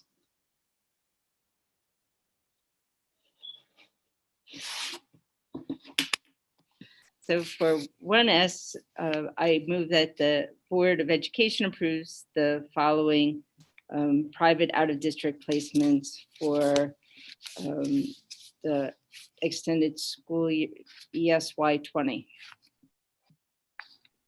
So moved, Winkler. Thank you, Mrs. Winkler. Could I have a second? Second. Thank you, Mrs. Borough. Sorry. Is there any question or comment for Dr. Mast? Okay, all those in favor? Aye. Any opposed? Motion carries. And it looks like we've removed 2S. Is that what it? Okay, and so for 3S, move that the Board of Education acknowledges the receipt of the report presented by me on October 15th regarding the enrollment numbers. Now that doesn't have an asterisk on it, so we're not voting on that tonight, or are we waiting? We're gonna wait till next meeting. Okay. Yes, we're going to wait until next meeting. Thank you. So moving on to the personnel agenda, I move that the Board of Education approves the superintendent's recommendations for personnel on the personnel report dated October 15th. Can I have a motion? So moved, Winkler. Thank you, Mrs. Winkler. Mr. Evans, thank you for the second. Any question or comment? All those in favor? Aye. Aye. So roll call, is that roll call? Oh, thank you, Mr. Murray, thank you. Mrs. Sardaki, will you please call the roll? Mrs. Winkler, Yes. Mr. Murray, Yes. Mrs. Bauer, Yes. Mrs. Boroff, Yes. Mrs. Mitchell, Yes. Mrs. Suriani, Yes. Mrs. Williams, Yes. Dr. Kulikowski. Yes. Motion carries. Thank you, Mrs. Saradaki. Thank you, Dr. Mast. That brings us to business functions. Mrs. Saradaki? Yes, first I'd like to group these items. All right. 1 BUS is the approval of staff training on the report dated October 15th. 2 BUS is a change order for the Brunner Gymnasium settlement repair. That project, the floor is going in. They're starting tomorrow. They had to wait a while for the concrete, and it turned out the concrete never did stop emitting humidity. So the change orders are 2. They are for windows that ended up having to be replaced in the gymnasium due to the alignment when the building shifted. The alignment of the windows shifted and left gaps. And then that's $25,000. And then the vapor control floor liner, which we're going to need to put down before we can put the floor down due to the high water table underneath the Brunner Gymnasium. So the contingency balance is $8,683. So the additional money that I'm asking that the board approve to be taken from capital reserve is $19,317, and that will complete the project. 3 BUS is payment to North Plainfield School District for a student that is residing in our district, and this is through the McKinney-Ventnor Act, and the tuition is $14,289.30, and the transportation is $30,985.76. And that's for the period October 2019 through June 2020. The other items I'm going to ask the board to vote on this evening are 10 BUS. It's a proposal from DynTech.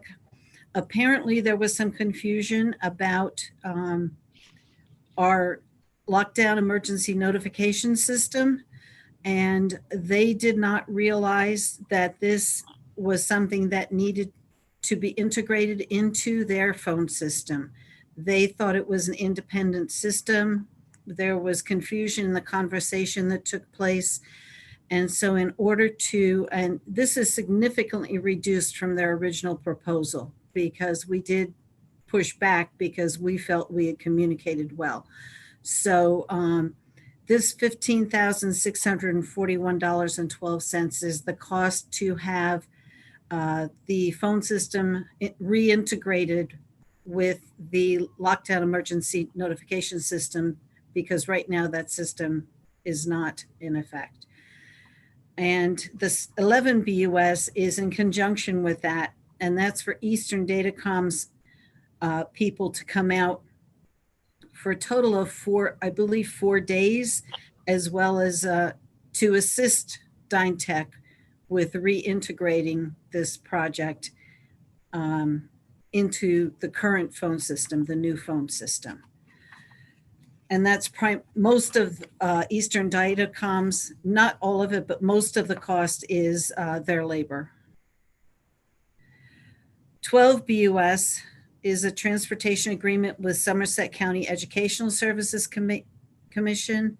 We were unsuccessful to get transportation through Union County Ed Service, so we went through Somerset County Educational Services Commission for 2 students at the Phoenix Center. So we're asking for approval of that contract, and in addition, the contract for the students that will be attending. And that's everything I'm asking for approval for this evening.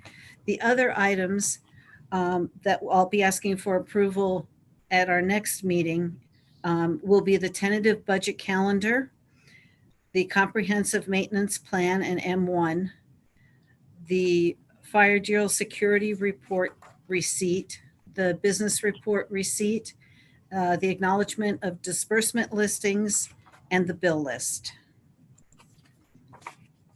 All right, thank you, Mrs. Saradaki. Can I have a motion for the business items?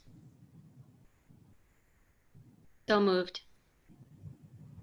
Suriani. Thank you, Ms. Ariani. Second, Williams. Thank you, Mrs. Williams, for your second. Any questions or comments on the items? Mr. Murray?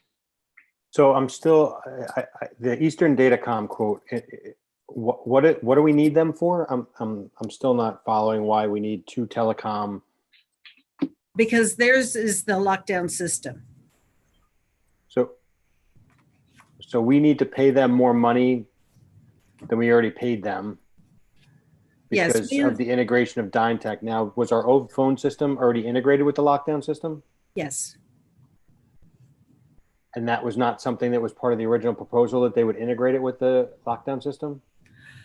We thought it was, as it didn't, we didn't become aware that they didn't include this until about a week ago, when we were informed, when people started calling and saying that their lockdown system didn't work, is when we became aware. There was some confusion on the part of DynTech. We did inform them, but I guess they didn't have the proper notes and didn't make note properly that this was something that had to be done. The integration of the phone system with the Eastern Datacom system. But they're the one who, they uninstalled the old phone system to put their phone system in. Is that accurate? Yes. So they would have disconnected that. DynTech did. When they would have disconnected that when they put their own system in. Why would we not be holding them to be reconnecting that at their cost, not any additional cost, if they disconnected something that we already had in place that was a safety measure? Just by disconnecting our phone system, they disconnected it. They didn't realize at the time. It's you know, it's all part, for me, it's all part of that. I'm not sure why we have to pay them an additional $15,000 for something that they seem to be an error on their side. I mean, this is just, I mean, we're spending an additional, 15, and then we have to spend more money with, Yeah, Eastern Datacom. it's about 25,000. Right. And the DynTech total project was very expensive. Yes. So I would prefer if we can try to push back on them than to move. Me personally don't feel as though we should have to pay that expense. We can certainly try to do that. I just don't know if anybody else feels the same. They did drop it over 10,000 when we pushed back the first time. We can see. I don't know, Dr. Mass, do you think that there's? Well, I felt very similar to you, Evan, when we saw it, that they put a contract together to upgrade our phone system. What DynTech said is that they did not recognize how antiquated some of our wiring was, and they felt that our what's the system called? The lens system was a standalone system. In talking to both Debbie and Adam from technology, they knew that it was, they felt like they had communicated that, and that DynTech said they had it covered. So we did meet with DynTech, and we really made the same type of case that you're making to us right now, that this is on you. This was a big project that the board supported, and it's really unreasonable that we would have to incur any other expense. It is so they did reduce it considerably, but not completely. Do we have a copy of the original contract that we signed with them that you could forward, that we could review it again? Just to look at the language that was in there? Because I kind of, well, I do agree with Evan, and I think we all agree, but. The contract is basically the purchase order, and what they provided is a technical list of equipment. So I don't know that anybody would be able to determine. I mean, this is labor intensive, and I don't know if we'd be able to determine from that list of equipment what exactly was included. I'm just saying they disconnected a service that we had, and they did not reconnect the service. And the fact that they're telling you that the old system was antiquated and it required a lot of additional work, to me, this seems like a way for them to make back a little bit of that money that they feel like they spent extra time on. I just don't understand how we're held accountable for them not properly completing the job for a system that we had in place prior to them coming back. What we were supposed to be getting was the same or better from what we had originally had. I just, the 15,000, even though it's a reduced number, is tell, they should take on the 9,300 and then reduce their 15 number by that number. And then you're, more in the ballpark. But I just think spending an additional 25,000 to me for something that wasn't caused by us. I just don't know if there's a legal basis around this, or if we even have an opportunity to go back to this. I just think pushing back on them again, once again, they did the work. They unplugged what we had in place. They should be reconnecting what we had in place with their equipment. Debbie, I'm going to ask a quick question, if you're able to answer it. If not, maybe this is something we can deal with after the meeting another day this week. But do we know, in terms of, I understand that they unplugged your connection to the system, the emergency lockdown system, when they did their upgrades under the prior work order, but was there work that would have had to have been done to connect or have the old system cooperate with the new Dyntech system that was installed? In other words, was it just a simple screw up on their part that we know of that kind of disconnected it, that now requires new work, or would there have been required additional work to begin with to connect the lockdown system? It would have required additional work to begin with. So Evan, I think that's to your point, I think the issue is that they didn't, although you used to be connected to the lockdown system and the upgrades made it that you're not connected to it, I think because you were going to move forward with the upgrades anyway, there just would have been more work on the front end. Now they're just realizing this on the back end. In terms of the specific, Debbie, in terms of the timing, is this something that has to get approved tonight, or can this wait until the second meeting this month? What's your feeling, Dr. Mast? It probably could wait, right? Right, it absolutely could wait. So I'll pause it out there. I know we had a motion in a second, but if The only piece in it waiting is that the lens system won't be connected, and the lens system is our emergency lockdown system. And it's not connected today. And how long has it not been connected? We don't even know. So I don't want to get into too many specifics about the timing of the lockdown system and things like that. So, if this is something that can wait until next meeting, it sounds like there are enough concerns, and maybe we need to have some follow-up conversations with the company anyway. And one of the benefits, I guess, of being virtual learning is that there aren't too many kids we need to worry about locking down in the school. So true. I think if we can put this on to the next meeting, we can try to address some of the board's concerns tonight. And did they give an estimate on how long it would take for them to do this work? I believe about a week. Okay.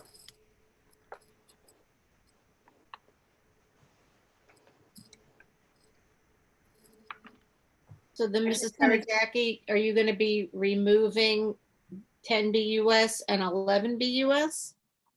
From tonight, yes. Right, until the next meeting? Yes. So and it may be replaced with something different. We'll see what we're able to work out. So the motion and the second minus BUS 10 and 11. Yes, it's just 1 through 3 and 12. Okay. Any other question or discussion?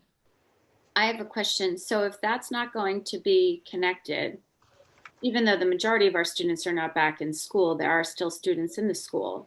So are there other safety precautions for those students who are there? Oh, you can always dial 911. Okay, so and our buildings are locked. Yes. Yeah. Yeah. Okay. Yes. And resource officers. I do want to caution to say that there certainly are other things in place. We should not get into all of the specifics of your security measures at a public meeting. Right. But just to make it very clear to the public that those students who are in the building are safe. Yes. Correct. This is an additional layer. Yes. This is not the Thank only you. layer. Yep. Any other comment or question? Okay, hearing none then. All those in favor?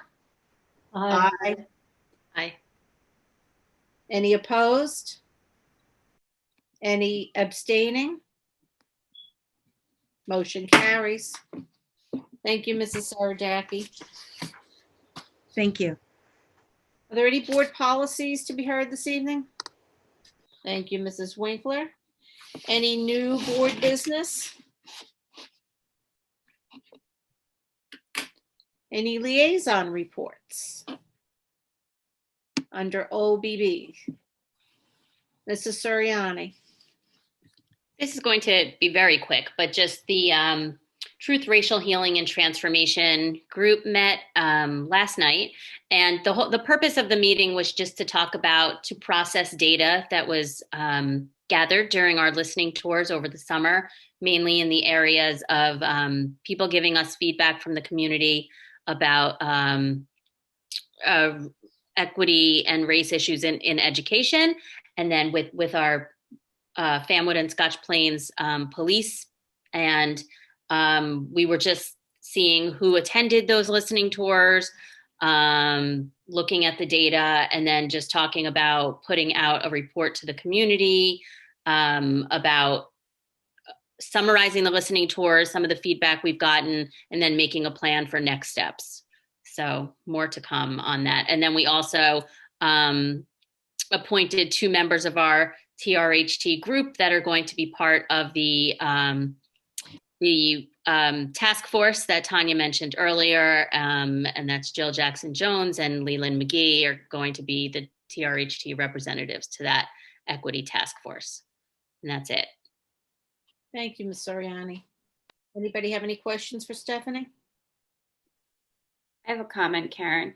I just want to say what Stephanie just explained, I think echoes also what's going on in the communication plan of how programs going forward are data-driven and evidence-based. So that's twice tonight we heard about examples of that in the district, and thumbs up. Thank you, Karen.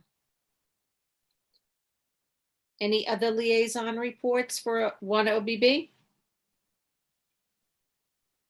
Seeing none, then we'll move on to 2 OBB.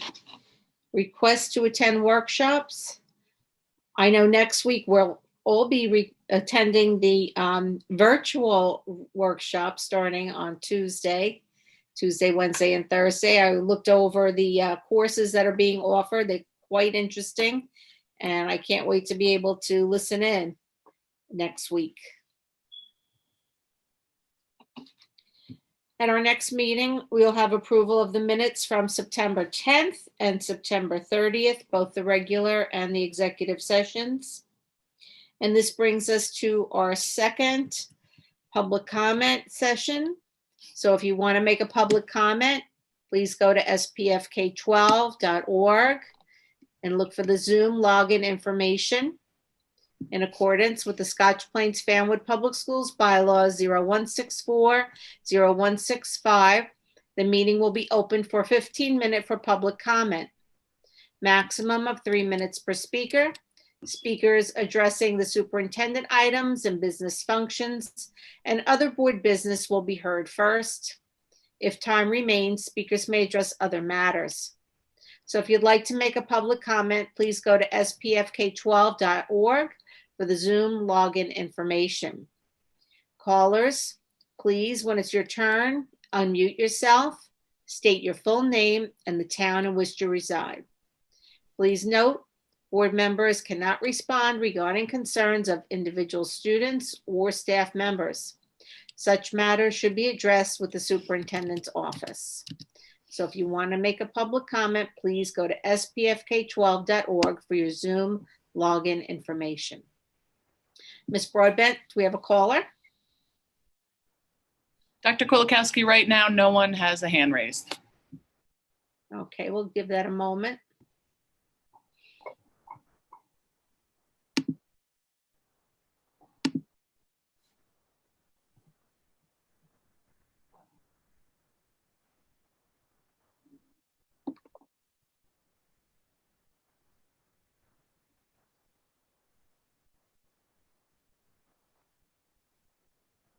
Anyone yet, Robin?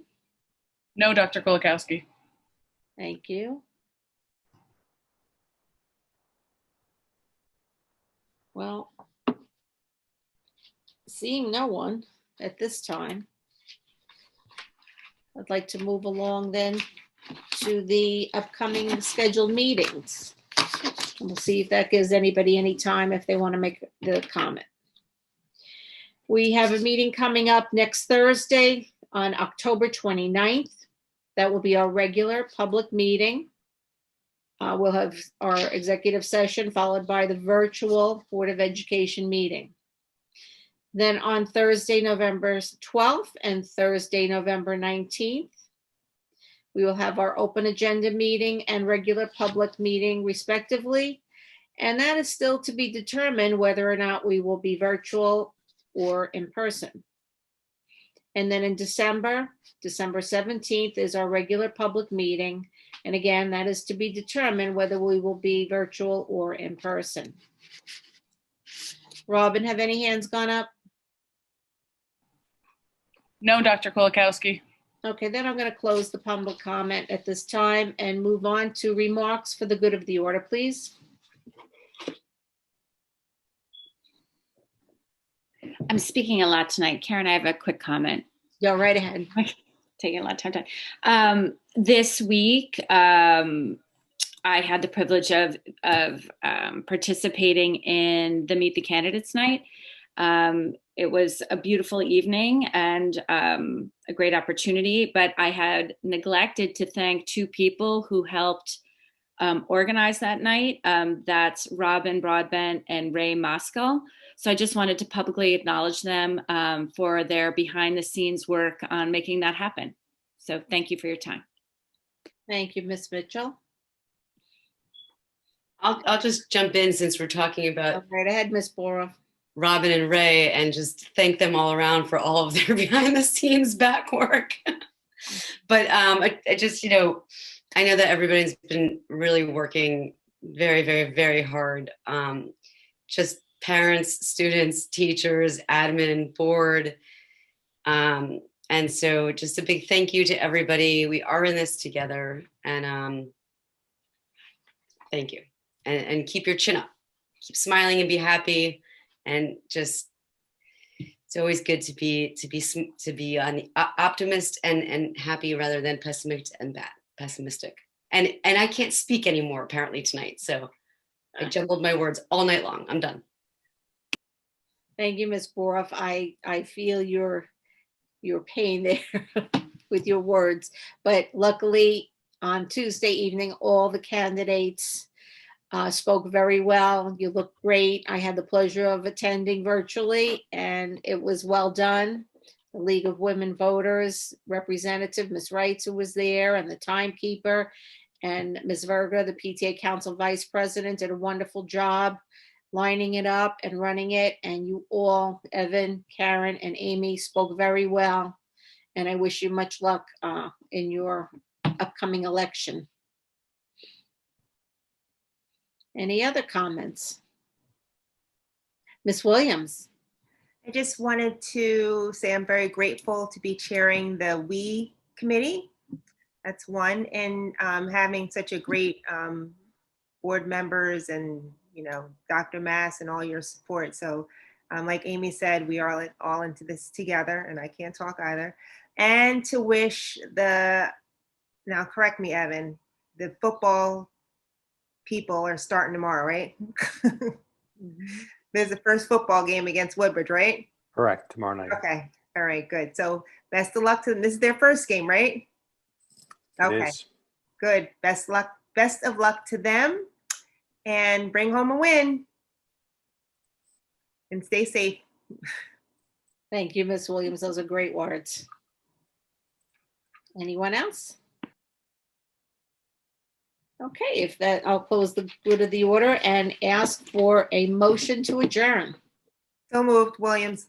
Thank you, Ms. Williams. Thank you, Mr. Murray, for your second. All those in favor? Aye. Aye. Any opposed? Didn't think so. Motion carries. Meeting adjourned. Thank you, everyone. Good night. Good night, everybody. Right.